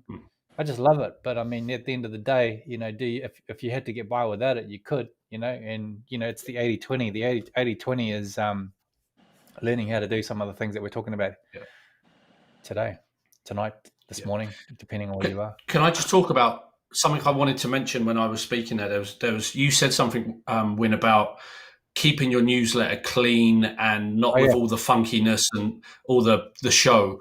That's the reason why actually I have MailChimp and went on to SendFox, because I think SendFox is cleaner and there's less clutter. So I went with that one. And then just the other one I wanted to mention. And the other one I wanted to mention with social media that you asked about, Nilesh, I don't use it to promote, but I use it to listen. And I have learned so much, and that's Clubhouse. I go into rooms and I listen to my potential target audience, and anything they say of any interest, I jot it down straight away. I've learned so much from Clubhouse, but I don't interact much. That's very interesting to know. And thanks for sharing that, Jason, for sure. I mean, yeah, man, I'm going to jump on there. I'm a little bit guilty of not using Clubhouse as much, and I should use it. Unfortunately, I haven't used Clubhouse much, but Well, just the thing with it, politely, people love to complain and they love to bitch. And so they go into groups and they will tell you all of their problems. They'll tell you all the issues they're having, what the bottlenecks are in any particular industry or sector or whatever it might be. And I'd learn from all that, and how can I solve those problems? And I've been jotting down like, and you get some dud rooms, and you might sit in a conversation for an hour and you don't get anything from it, but the other times you do, it all balances itself out. It's been really beneficial for me understanding some of the challenges people are having, coaches are having. So it's been great for me. I was going to I'm share downloading it. my Audible account, and but yeah, I got quite a few. But uh, sorry, Jason. And we continue. You don't want to interrupt your thought process there. Yeah. No. I just, To be fair, that was it. It was just to highlight that I wanted to keep the newsletter clean, so I went from MailChimp to SendFox, and then just Clubhouse has been such a good learning resource. And maybe amazing. I need to use it as a promotional tool for me as well, and maybe start talking more. But certainly, just from a listening tool, I've learned so much about my target audience. It's been brilliant. That's awesome, man. Like honestly, I use Awario a lot. I bought that Web Signals too, which hasn't been that good. It was another product that's been on Digital Think that seems to have died. But Awario, I got it, and even though it doesn't turn out anywhere near as much content as Web Signals, it's still a handy tool for me because it brings up people talking about the topics that I get listening for on Reddit, on Twitter. But man, it would be great if it had Clubhouse. So I've just added Clubhouse to my research process now for listening.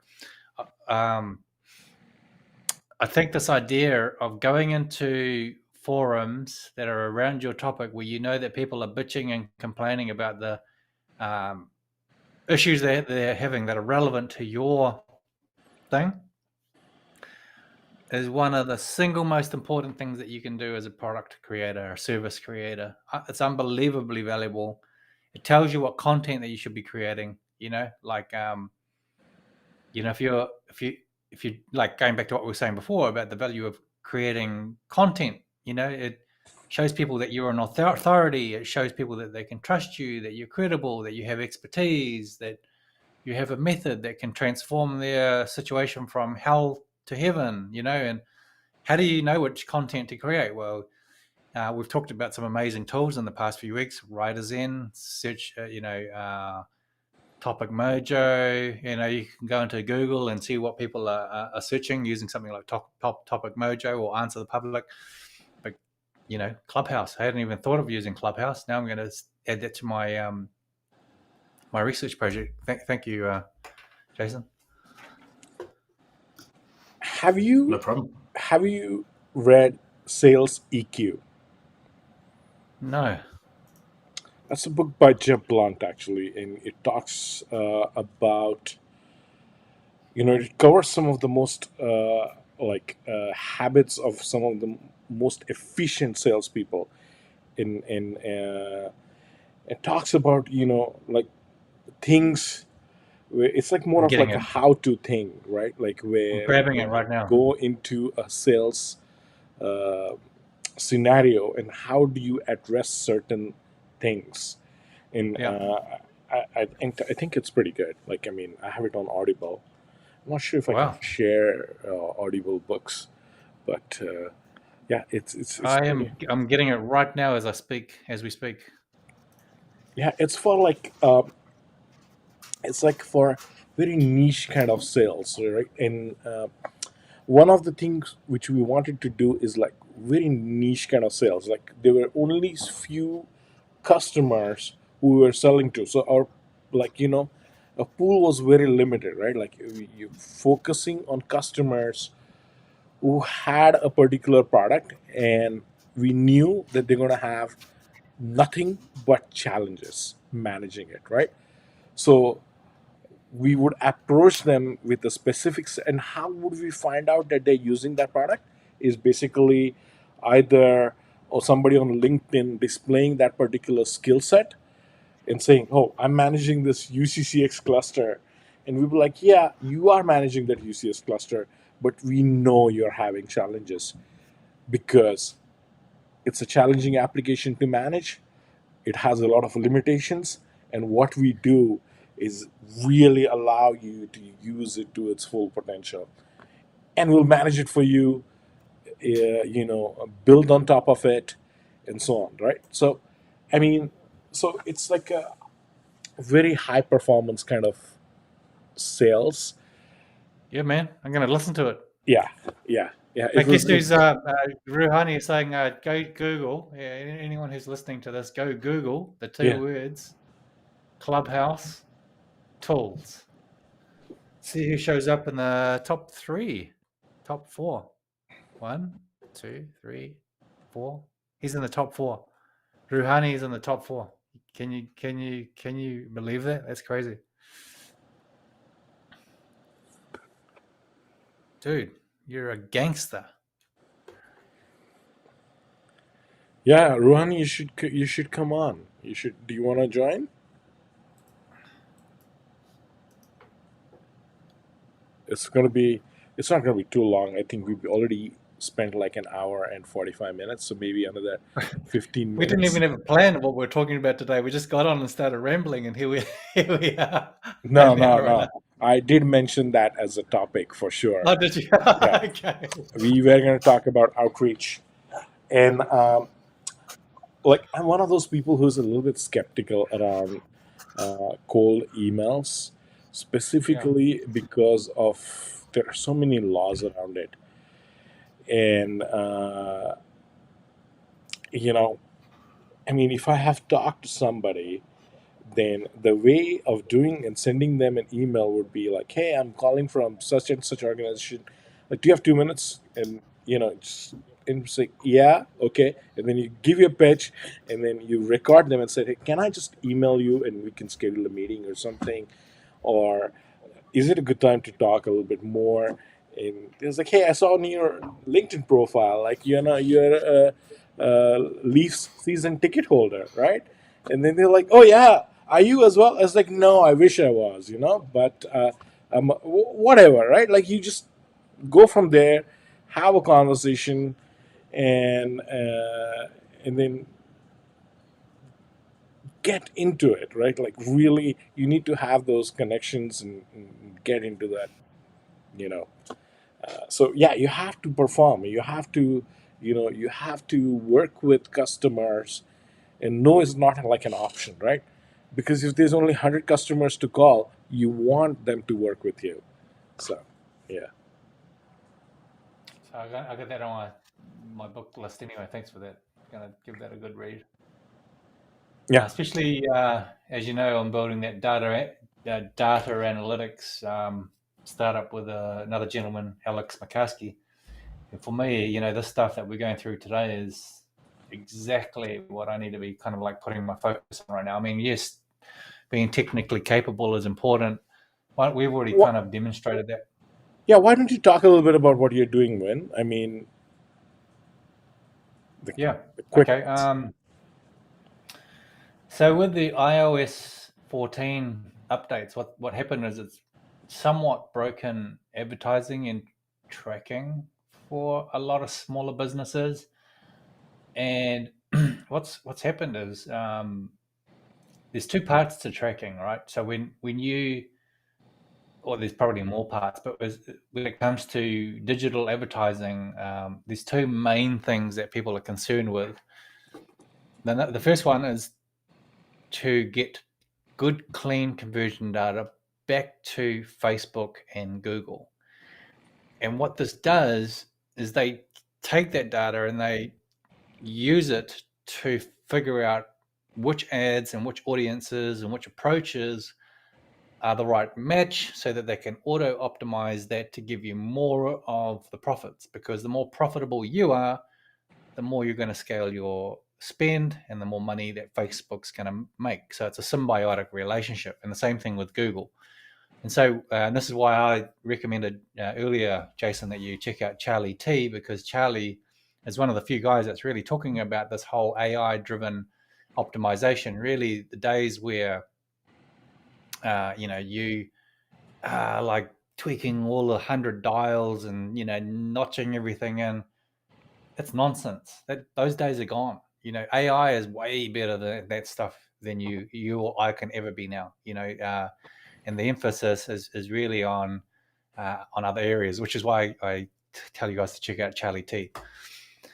Anyway, so that's one aspect of tracking, right? Getting good, clean data back to these platforms, which now is nigh on impossible, and it's going to get worse and worse and worse, right? The second issue with, or the second concern, is reporting, which is different from feeding data back to the AIs. It's really it's really about knowing yourself whether an ad or a ad set or a campaign or a general channel in general is working profitably for your business or not, right? And so if you know those answers, regardless of whether the AIs are working for you or not, you'll be able to make decisions about whether you're going to scale a campaign, whether you're going to kill it, whether you're going to make more ads on video or more ads on text or more ads on images, or you're going to use Clubhouse versus YouTube versus SEO. You're going to know those answers because you've got good, reliable evidence to make those choices. So, like I say, there's two considerations for tracking and analytics when it comes to digital advertising. The first consideration that I said with training the AIs is not completely gone away, but it's just more challenging now. We are missing roughly 30% of the data. With reporting, there's a lot that we can do. We can use APIs to extract data out of Facebook, out of Google for expenditure. For revenue, you can go straight into Thrivecart or e-commerce platforms like WooCommerce or Shopify, and you can get out your actual purchase data, your actual revenue figures. You can get your analytics from Google Analytics, from Mixpanel, from whatever analytics package you use. Once again, you can use APIs, and you can join all that data together to then to run sophisticated queries that can tell you what your actual lifetime value is. And then it can inform what you do, and can allow you to then make evidence-based decisions about your marketing going forward. So this is critically important for every business. And the more money that you're spending on advertising, the more important it is that this data is actually right, not guessed, not erroneous, not anything. So that's what we do. We kind of specialize in this area. And we've gotten incredibly good at working with tools like Google Analytics and Google Tag Manager and API connections, and piping data from one place to another. And we're starting to do a lot of cool things. Does that make sense? Does it? Yeah, makes a lot of sense, and that's pretty amazing. Yeah. And what we're doing at the moment. So there's a number of things that we do. But what we don't know right now, and this is why I kind of recommend you guys read Ash Moria. Really keep on recommending him with his Scaling Lean book. That's probably one of the most important books to read, in my opinion, for any entrepreneur. Is that you go in with a learner's mindset. You go in with your first initial assumption about what you think that people want or need or going to buy from you. But often your assumptions are somewhat wrong, and we don't know where they're wrong. We just know that we're not getting paid money, right? Now, I am making money out of this project, but what we're attempting to do is to build it into a much bigger productized, saleable asset. So in a year or two or three from now, we want to sell it for a lot of money. And how do you get to that? You develop a business that doesn't need you in it, and you sell a lot ongoing. And so we're attempting to build into that. In order to get to that point, we have at the moment at least 5 different business models that we're playing with, and we don't quite know which way to go. So we're currently and we got our first big client, our first $50 million client landed the other day. You guys were waiting for me. I was on a podcast and I was an hour late. So we're, which is exciting. I won't say anything more about that, but it's really interesting how these businesses grow, and it's exciting when you have an idea and you feel that energy. You feel the energy of things starting to happen, as opposed to when you're grinding at it and things aren't working so well. When you're grinding at things and you're not enjoying it, to me, that's usually a sign that you've somehow missed that energy. You've made a wrong assumption and you just haven't realized it yet. You haven't clued on that you've somehow made a wrong assumption. And if you just figured that out and just admitted it to yourself, then you could just break free of that and drop it and get on with something else. So it's quite exciting at the moment with this particular project, because there's so many signals that are positive right now. Everybody needs good data, I figured out, and it's an area that I have a saying for you. I have a saying for everyone here. Take this one, and you really kind of just mull it over, chew on it a bit.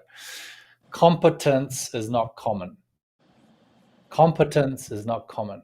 Yes, there's a lot of people that can do SEO. There's a lot of people that can do ads. There's a lot of people that can make a website. There's lots of people that can make a mobile app. There's lots of people that can do all sorts of things. Even But common there's not sense a is lot of not people- common. So competence. Yeah, common sense is not common. That's correct. Yeah. But competence is not common, right? So it's not good enough. It's not good enough to be able to simply make a website. It's not good enough to simply be able to do Google Tag Manager in my case. You have to be competent at all of the edge cases that go with it, all the complexities that go along with your thing, that set you apart, that make you able to deal with the vagueness and the uncertainness and the complexities that the other providers in your space just give up on, right? They will happily sell it, but will they be able to deliver it? And the answer is no. So this comes back to my statement that competence is not common. So whatever space that you're in, if number one, I really highly recommend that you enjoy what you do. Don't keep on grinding away at an area that you don't really enjoy, because you got to get truly competent at that thing. And then to be truly competent at it, you almost have to be a little bit obsessive. You have to be dedicated. You have to be interested and motivated. And that energy comes from somewhere. The energy comes from curiosity. If you're not perpetually curious about what you're doing, then you're not going to get to that level of competence that I'm talking about. I'm not, and one thing I see over and over again, especially in the space of analytics, yes, there's lots of people that happily sell these things, but quite frankly, most people don't know what they're doing. They're just useless. You get in there and you're actually able to connect things up. You're actually able to see the wood for the trees. You're actually able to understand, see the patterns and the complexity. And suddenly you're like this rare gem that these businesses will pay for, and competence is not common, so if you can become competent, highly competent, truly competent and adaptive in your situation, you suddenly become this rare commodity. You're not going to get paid $10 an hour. You're going to get paid God knows what, but it's high, and especially when you start working with enterprise customers who only want to work with people who can actually solve the problems and not waste their time. They're willing to pay good money for those people. Anyway, off my soapbox again, over to one of you two. Winner, I think what you said there was great, and for me, so many pillars in there, but one of the pillars is that obsessed with being curious about whatever it is in your industry or whatever it is. I see so many people in my industry that I don't think they're curious enough to develop and the byproduct of that curiosity is developing their competence. I think they have one or two techniques that they just lean on all the time, and that's what's stopping them from moving from good to great. I think so. You're right. The competence is such a big piece, and that curiosity. And no disrespect, but I know people. They spend all day on TikTok, and they're just lost in all those rabbit holes of whatever it might be. And I use that time to read books. And Joe's already said he's going to start committing to reading before we all get together. That curiosity is so important, so important. But I think it's got to be curiosity in the right places. Like I say, people can get lost in TikTok and whatever it might be. But yeah, huge component for me. Yeah. Fascination, right? You got to be fascinated with what you're about. You have to be fascinated. you have to be, and it's not a put on thing. You're not putting on this like some people will act passionate, they'll act excited about what they're doing. No, you actually are. You're actually fascinated. If you do that, man, people will be so what is it? They will be fascinated with your fascination, right? There's an attraction that goes with that. Like, people want to know why you're so into this thing, Yeah.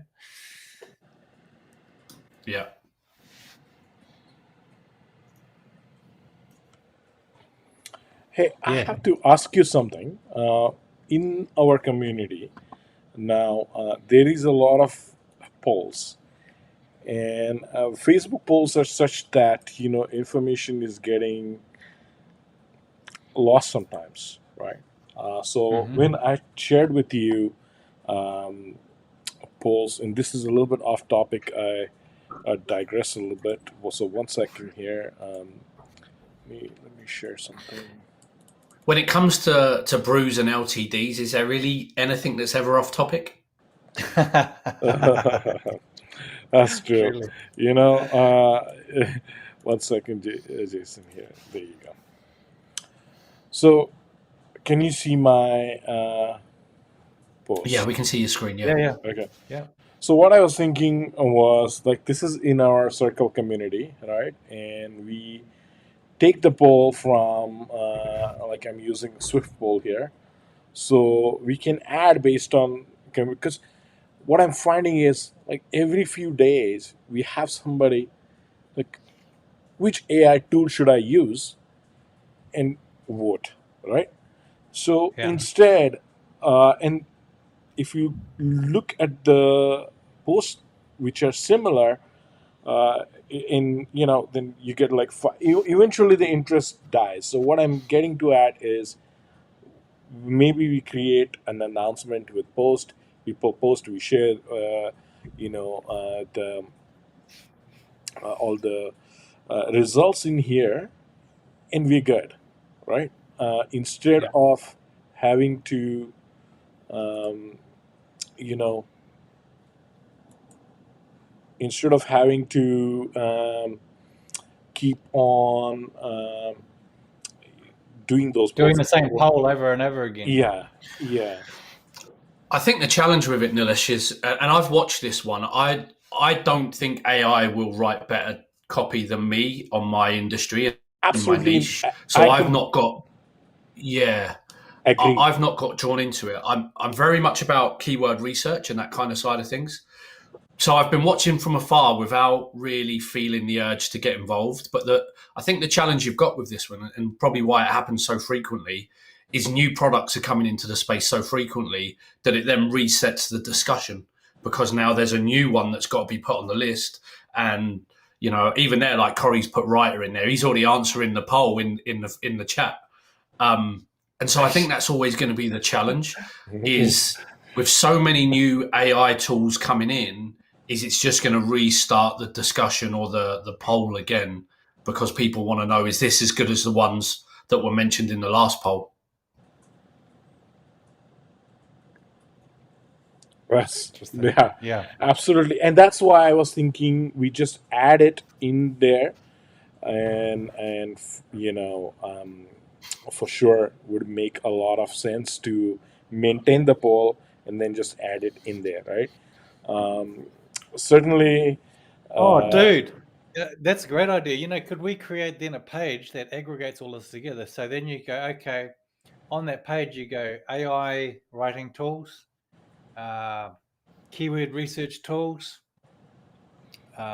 sales automation tools, marketing automation tools, email tools, and then in that thing you see it. You see, because you were saying that the other day you had this page that was built with Airtable, but I mean, if that would then link to all of these different polls that we had, I think that'd be really cool. Yeah, I think it would be cool, and we can show that data in real time to users. And Put up Joe's one. basically, AI polls for polls. AI tool for polls. yeah, I mean, in terms of what Alston is saying as well. For me, AI writing is for creating draft and inspiration, but you'll always need human component on the final stage before publishing. You need a lot of human component before publishing. What is going to happen though with AI tools is, and some of the AI tools are actually pitching it in this way, where now everybody's starting to think they are a subject matter expert into things which they are not, and suddenly that you're researching tools, and I mean there are pros and cons of it for sure, right? I mean, maybe people are Hey, uh, but but really, now if you want to write something, it could be probably, if you're reading something, it could be rephrased or written from an AI. And those are the things you want to worry about. And do you want to really read and learn from things which are, not generated by a human, right? Like, so, I mean, we're saying, Joel in this was case, saying as well for that, me, this comes back to authenticity. There was a article someone shared with me the other day, and it was on Facebook, and it was talking about how the benefits of direct mail and blah blah blah blah blah. But as you read it, you could tell 100% that this lady had curated this content, had rephrased it using something like WordTune, and she wasn't authentically a sales expert and a direct mail expert. And then suddenly, instead of the intent that was she had for the article, which is to be a content, authority, it had exactly the opposite effect. And this goes back to what we were talking about earlier, which is about the nature of content generation. That I think where it's going, the nature of content generation is definitely going towards authenticity, right? So. And I think there's a degree of curiosity and ongoing fascination there. So if you're legitimately interested in something and you're continually kind of ferreting out the nuances of that thing, that definitely is going to come through. There's no AI on this planet that's going to be able to reproduce that, and there definitely isn't an AI on the planet that can reproduce your personality. Hey, as an aside, I just wanted to say something real quick. Did you guys see something really weird on Tesla the other day? Did you see that announcement that they had? Do you no. know they're coming out with their first autonomous robot that's going to walk around like on Westworld? Did you see that? And you're going to be able to talk Yeah. with it, and you're going to be able to give instructions. It's going to be able to go down to the 7-Eleven for you and pick up your milk and have a conversation with your hairdresser. It's crazy. Yeah. A Tesla bot. A bot, yeah. The Tesla bot, yeah. That's crazy. That's great. Sorry, Nilesh, I just Yeah, jumped but we are straight across talking you. about the poll in which we can consult, get a lot of information, and a lot of things can go there, right? So, any good tools, bad tools, and any discussion around it, we consolidate this into. So that That's a was great the idea. reason behind Circle, and I think we should open it up. What do you think, Win? Oh, I think it's a brilliant idea. Great idea. But I think, the bigger conversation is creating a searchable index for these things as well. So you have the polls, you have a basic outline of what each tool is and what they do, and what the different platforms that they appeared on, whether it was on Stack Social or AppSumo or SaaS Mantra, the different terms that are associated with it, whether they're good or bad, what their rating is, what their pros is, what their cons are, how they compare with, like we're talking. Okay, so the polls is just a starting point. I think that's a brilliant thing. So as a short answer, yes, let's do that. Amazing. Yes. Uh, Joe's on fire in the chat. He should not come on screen more often. The meme king definitely going to have his own. What is it like? Yeah. The boxes they have those cloaks that they wear. I'm got to get one Yeah. made from like the meme king. hey, Sam is saying, guys, please don't talk about bots. It's kind of restricted, if you know what I mean. That's how I mean, Sam. So, talking about good bots, good applications is definitely encouraged. We support that, but you know what I mean. We are not going to talk about apps and tools which don't meet our standards. So I hope that's okay. Okay, and maybe the Tesla bot can write fake reviews on AppSumo, so you can blame it on Tesla when the VA argument gets old. That's he's referring to a smart Felipe. So he's referring to an incident which happened a few days ago regarding somebody writing a review about Saw that, themselves yeah. and then blaming it on the VAs. Yeah. It wasn't even the VA; it was the owner. Oh, it's Yeah. definitely not the VA. It was the owner. He wrote the review and then blamed it on the VA, and that made it even look more stupid. Because I mean, you think others are like don't catch up on that, right? So, um, Austin Powers always talks about fembots. Nobody bats an eye. Wow, that's good. Yeah, baby. That's Uh, pretty. He does a pretty good British impersonation, actually. oh, talking of Austin Powers, Mike Myers. So he's from Scarborough. It's not too far from here. Oh, really? Yeah, he's from Scarborough. I think he went to Second City. A lot of good, like really famous comedians went to Man, Second he's City. funny as heck. Yeah, yeah. Austin Powers. Yeah, Yeah, for sure. Mike baby. Myers is really funny. Went to Scarborough. He came from Scarborough. Was born there. Did really well. I mean, yeah, yeah. A lot of good comedians coming out of Second City for sure. Anyway, going I back, saw. probably not everybody can relate to what I'm saying, but Austin Powers is like Mike Myers. So if you don't know the character, go and watch the movie. And and the actor, it came from Scarborough, which is like a suburb of Toronto. So it's a pretty big suburb. Lots of uh, you know suburbs around Toronto, like GTA. What do you call it? Yeah.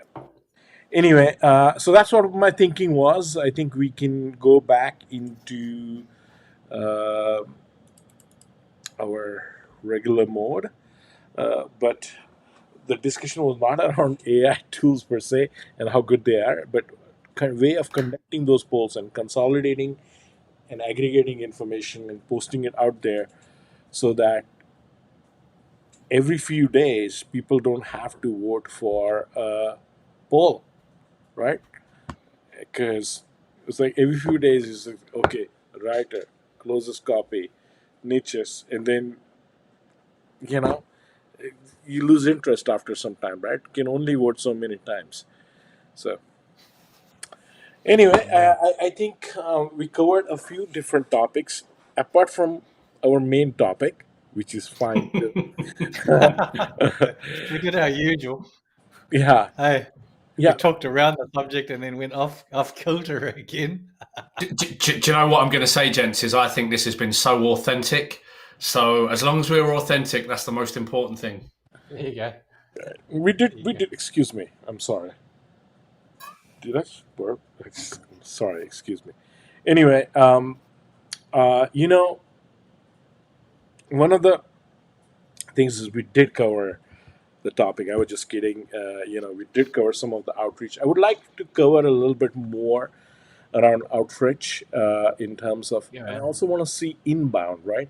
So somebody like Ruhani, you shared a lot of interesting things. I want to see what are you Oh, doing with well. some of those inbound leads. I mean, are you getting sales? Maybe folks like Alston can help as well. And Jason, you have any content where you're generating inbound? I've generated very less inbound um, leads, but the ones which I have generated have been okay.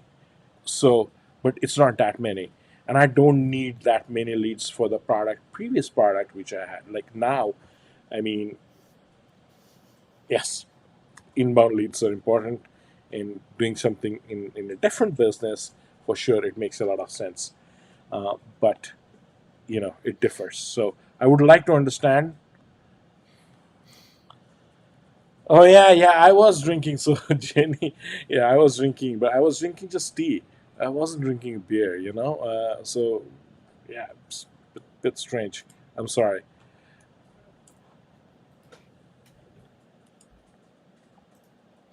Anyway, so talking about inbound, I think next time we should talk a little bit about inbound as well. And we're just touching about 11:44, so maybe it's been a very long session. So I want to, maybe we can cover 5 minutes and we close it off. What do you think, guys? Yeah, good. Yeah, let's do it. Okay.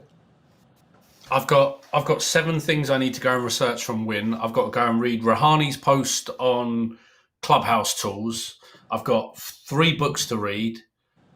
I need to go at some stage. Yes. I will say one thing with inbound. I think the single biggest. Well, look at that. They're my Win Crazy. notes. They're my It's Win written on notes. Written on mathematical Win for the win. paper.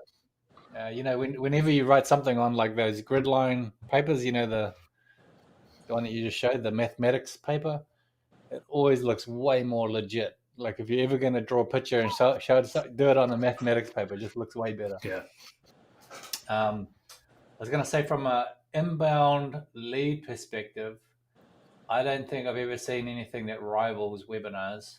And I guess today's version of webinars is podcasts, but sales webinars especially, probably the single most powerful channel I've ever seen for a business that I've run, co-owned.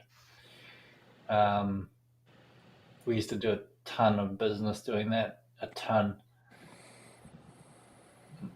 Yeah.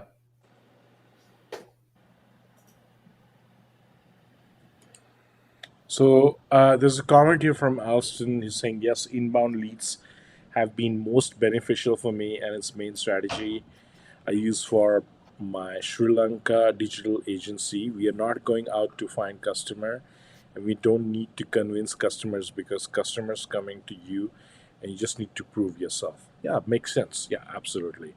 What does your business do, Alston? That one that you're running, that one that you're growing there? Oh, he has a digital agency. Oh yeah, digital services. Yeah, digital agency. So SEO and Gotcha. yeah, Yeah, mean. yes. Who is this? So check this out. Growth design case study. These guys analyze how to convert better and have a smoother customer journey for free.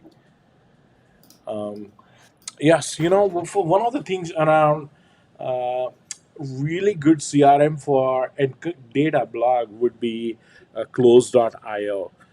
And I want to talk a little bit about Uptex, the course, which is, they are offering for somebody who has stacked 5 codes.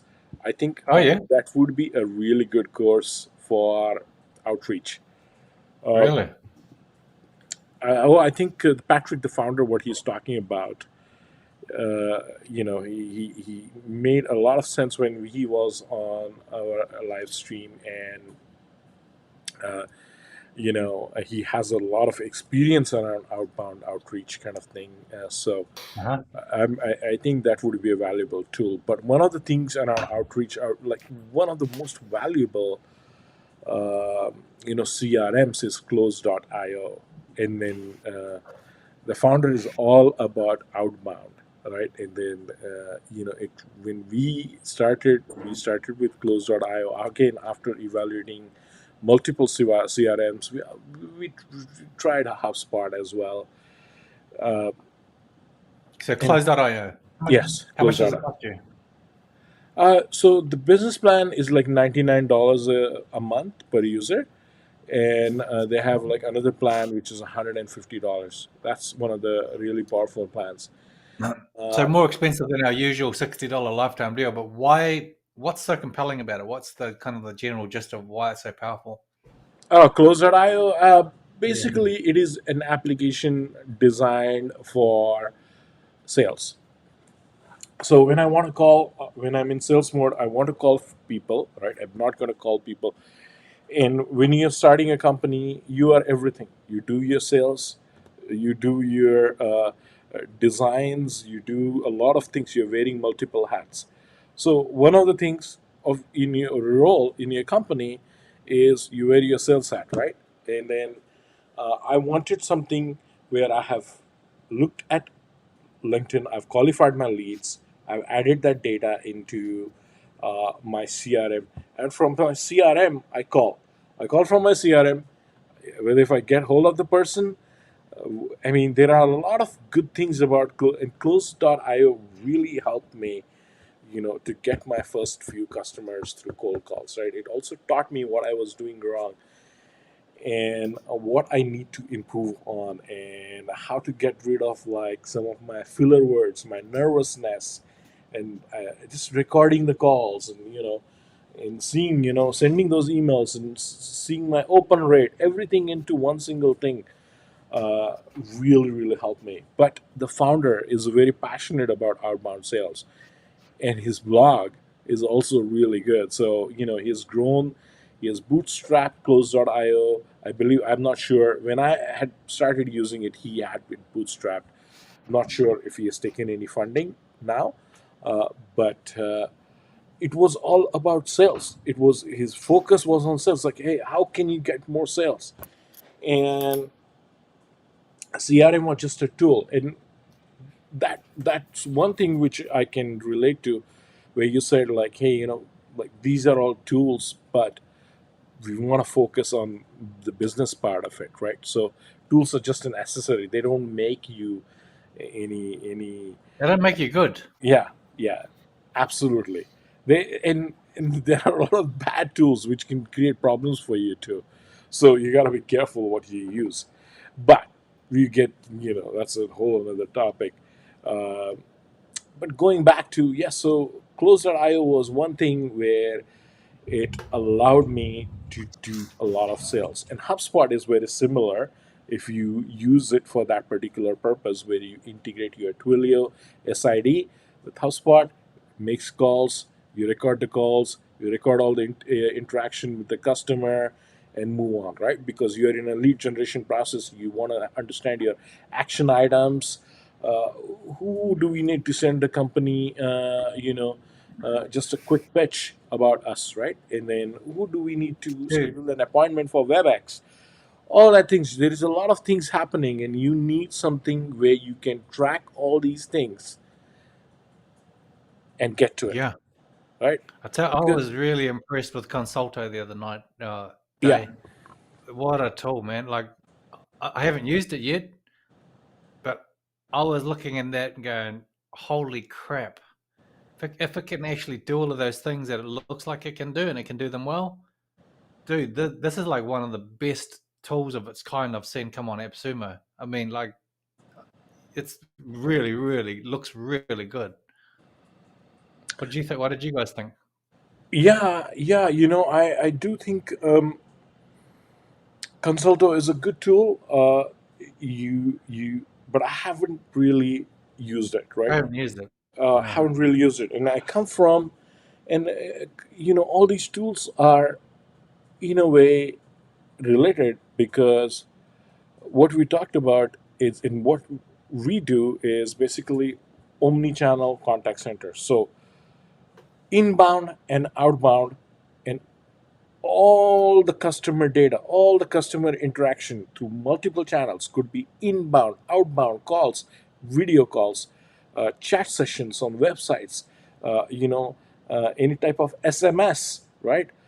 Any type of social media interactions or chatbots and things like that. Everything is connected into the contact center, and everything is going into a queue of the agent. So emails as well. So if a agent is opening an email, then there is his present status is busy because he's responding to an email. And if you cannot present him with a call, if you define that, you can present him in a call, because email is uh, I, I would say not a real time sort of like interaction, right? So you can present him with a call, and he can talk to the call and then get back to the email. So there is a lot of things which you need to think about in a contact center, and Consulto addresses a part of it, right? A part So of it, not the whole thing. a part of Yeah. it. It is not addressing all of it, but the founder was very clear about it. And Yeah. for somebody small, I can see that they can use it. For somebody larger, like for example, for 200 seats, uh, it would be a challenge to use that.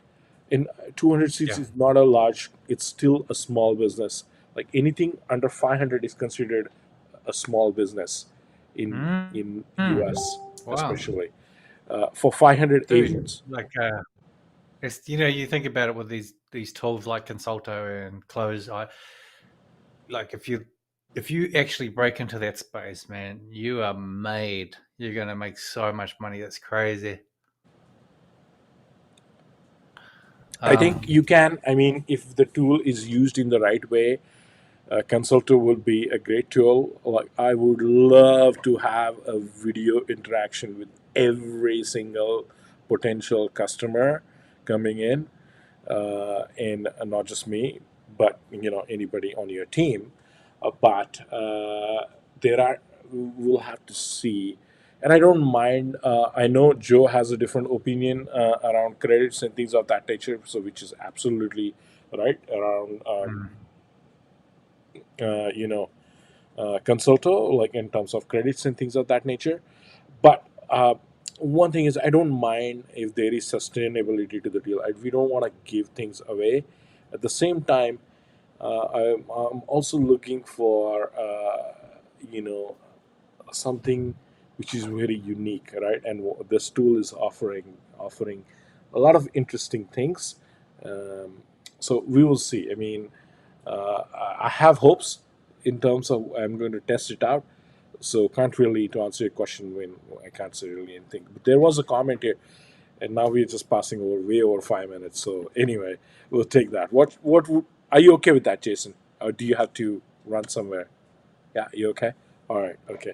Well, so Updex is the one that we bought recently. How does that compare with Close.io? Does it come anywhere near it or not really? optics, yes. So going back to our topic, optics, it is there. It is not like as powerful as Close.io, but what it offers is really good. Like now, one of the things which Close.io also offers, it has a native MacBook application, right? So you can install it, and it doesn't. It's not just web based. It has an application. So currently, Uptix does not have that. It's all web based. You're opening it in a browser. For some reason, I like applications which are native to my Mac, and then I Mm. can use them. Um, but Uptix has a lot of potential, like in terms of. So it's not a full fledged contact center. Now there are a lot of things around dialing as well. So it has a power dialer, but it does not have things like predictive dialing or things of that nature. And like when Oh I yeah. go into predictive dialing and all that, there's like you're talking about a multi-seat contact center. So even if you have 5 seats in uptakes, uh, you will have to maneuver around some certain limitations which the platform offers. Having said that, With your going back to your CRM, Close.io would still be a stronger CRM, but Uptix is pretty impressive. In terms of calling, yes, I would say, uh, you know, Close.io would still have, again, more feature rich type of dialer. Uh, but looking at the age and the speed at which Uptix is developing, I would say, and I think they ended their LTD campaigns. The founder is not like somebody who just into selling LTDs, and I like that kind of attitude about founders. Like you don't want to sell too much and be on LTD just because it's easy money. And he sold a few packages. He's looking for that feedback, and now he's off to making MRR and improving the product. Perfect. That's the kind of attitude I'm really fan of. I mean, the way you things where things are going right now, everybody's selling some sort of an LTD. and it's really bad. There is no vetting, and it's like a poor choice of tools. But we have to do that job in terms of validating some of these tools which are good and bad.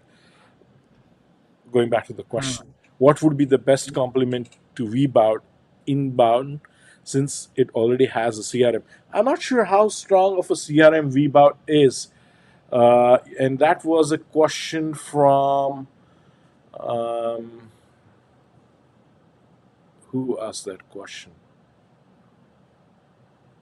Felipe, yes. So, Felipe, I'm not sure how strong of a CRM VBot is. I'm not a VBot expert here. If somebody's a VBot expert, that's Jenny Jones. You should contact him, and he is the VBot expert consultant and everything VBot. So, yeah, Yeah, man, amazing. yeah, Mm. yeah. Nothing, nothing compares to it. Yeah. I'm using Consulto right now for one of my sites. And who is this? Oh, Corey. What do you think about Consulto on one of your sites? What do you think? How well is it? Now, do you have to be online for it to work, or can you route the call to forward the call basically to a phone number, and that won't be a video call, but it's fine as long as you can still speak to the customer. But yeah, one of the things interesting about Consulto was its outbound reach, and when I was there was a tool called Hockey Stack, and Emir was he had posted something in our community, and I had a whole WebEx call with this gentleman around how to pitch a tool around customer journey and what you need to do to integrate it with a chat solution for outbound. So if you have a visitor on your site and if he is looking at your sales page, then I'm firm believer that you should be able to take some sort of an action on that. Send him a message that, hey, can I help you? I know you're looking at a few different products, or I'm looking at this service here, and if everything is okay, you don't need to message me. But if you need some help, I can help you, and I'm a human being, and that can be very very powerful. And I think Consultor does that, allows you to do that. So that's a very powerful feature in itself, because if you have a Mm. visitor and you can send them a message, that's a good lead, and that's a great way to interact. So Yeah, that's a feature I like about Consultor. I like Consulto. I think I'm going to use it. I can see where I'm going to use it straight away. I got at least two uses that I'm gonna where I can see where I can use it. I jumped on that Alvin site or Eleven site, and everyone was raving about it. And I looked in there, and I wasn't really impressed with it, man. Like it just seemed very clunky and confusing to me, and I got rid of it. To be honest with you, I didn't have that reaction when we went through Consulto. I was genuinely impressed. So I'm quite keen to get it. Like I'm about to buy a whole bunch of LTDs soon because yeah, just been kind of like saving up, and then I'm going to go buy a few at the same time. That's one of them. Yes, so Jenny, you are absolutely right. LTD is not easy money because you have a customer base that expects everything for free. And that's why you see a lot of developers have, not been able to deliver some of the things in, so that's why you don't want to do too many LTDs, and you want to be careful what you support, because you support an LTD and then only 5 people are supporting it, or 10 people, or the percentage is very low. It is very likely that your investment is going to go to waste, right? So, Mm. but some of these folks do realize that, and then they'll still sell the LTD, and that's something I'm against for sure. That's something else again, isn't it? So That dependence on LTDs concerns me about Plutio. Hope they can get some MRR to survive long term. Um, I think they made a lot of revenue for sure. Now you can have a model where you can price things in a way where you're paying things upfront. So to each his own, but like I mean, looking at the trend, for sure, nobody would do an LTD if they are in a position to generate an MRR, especially after you've done it once, right? So I think you should only do it once. Two is too many, but still okay. Three times is an absolute no-no, but you got to watch out for tools like that. Hey, Now there are exceptions to that rule as well. So guys like Thrivecard and ConvertBox, extremely reliable. They're doing really well, but there are only a few exceptions. I mean, and when you look at their model, you know, they're not selling it for cheap anymore. It really is like $500. So they've yeah, figured out, you know, the average. They've figured out what their customer lifetime value is. They've figured out what their customer lifetime expenses are.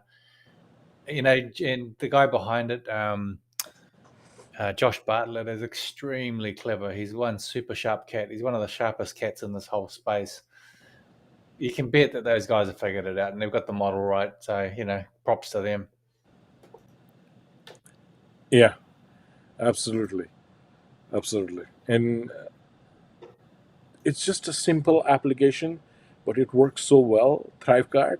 I mean, you think that it's like So easy. So yeah, easy. yeah, It's yeah, not the way. I mean, you look at the number of guys that have tried to copy it. I mean, going way back to Samcart. Samcart is one of the earliest rip-offs of Thrivecart that I saw. That's another good app, but it's also not cheap. But it's not as good as Thrivecart. Thrivecart's the best one. Just works. You know, just before we kind of click off, yeah. there's one tool that I felt disappointed that wasn't better, that wasn't awesome. I've been hoping that this tool was awesome, but I don't think it is. Is Crawl Q, uh, like what it promises to do, looks amazing, but then you go and look at people who are complaining about it, even in their own group. It's like, oh man, I wish that thing worked. You know, like because as a marketer, you know, doing research and putting together customer journey content and stuff. Anyway, going off topic now. Yes, yes. So lots of good comments. You know, in we got to invite a lot of folks here. Uh, and get them to share their expertise, right? So, Alston, Corey, Janie, you are a V about expert. I'm gonna, he's saying not an expert, so absolutely. Jenny, you should get a Jenny again. Jason, you know, you have so much expertise. Joe got a lot of fantastic folks, so we should do this more often. It's just past 8 past 12 a.m. So I would probably want to call it a night. But Jason, what would you close it off with? What's your takeaways for everybody who would be watching this, right? For me, like Win just dropped about 20 different gold nuggets in all the conversations we've had today. So it's very difficult to pick one out. But I do like the three stages he mentioned in content about authenticity, authority, and attraction stroke entertainment. That's something that when I start doing my YouTube videos tomorrow, I'm going to be heavily thinking about. But there was so much tonight. If you've only just joined us, you need to watch this back. If only for Joe's humor in the chat. That's true. Thanks, Jason. I appreciate your kind words there. Thanks, man. I appreciate everything. Like, I learn as much on this as I kind of share any information I might have. So, no, thank you very much for sharing your insights and your knowledge. Yeah, no, you're welcome. It's my pleasure, really. I'm both a student, a perpetual student of this stuff, and also at the same time because I'm so fascinated by it, I just love talking about it, So I just love it, when we have these conversations and it just oozes out, That's us entertaining ourselves, right? Yeah. But I appreciate it. I appreciate you listening to my diatribe. Jake is basically who's Jake? What's your YouTube channel? So I think he means Jason. Okay, Jason, what's your YouTube channel? He's calling you Jake. Yeah, I'll share the link. I'll put the link in the chat. Yeah. Let me just grab it. Okay. So Corey, that's Jason. I think you mean Jason, but I'm not sure. I don't see any Jake in here. I normally get Justin. Oh yeah. I've actually got to shoot because my wife's locked herself out of her car down at the boat club. Go. All right. Well, it was a certainly great chat as always, folks. Hopefully, more people can join us next time. Maybe we'll do it one midweek, or maybe tomorrow if you can't keep away from it. But thanks a lot, Win. Thank you so much, Jason. And we will close off with that. Thank you so much, everyone, for all the comments and guys. See you, Win. Grateful. Thank you so much, guys. Have a wonderful rest of the weekend. Take care. Thanks, Nilesh. Appreciate the shout out of coming on tonight. Appreciate it. Thank you. Okay. Thank you. Thanks, guys. Talk to you soon. Bye.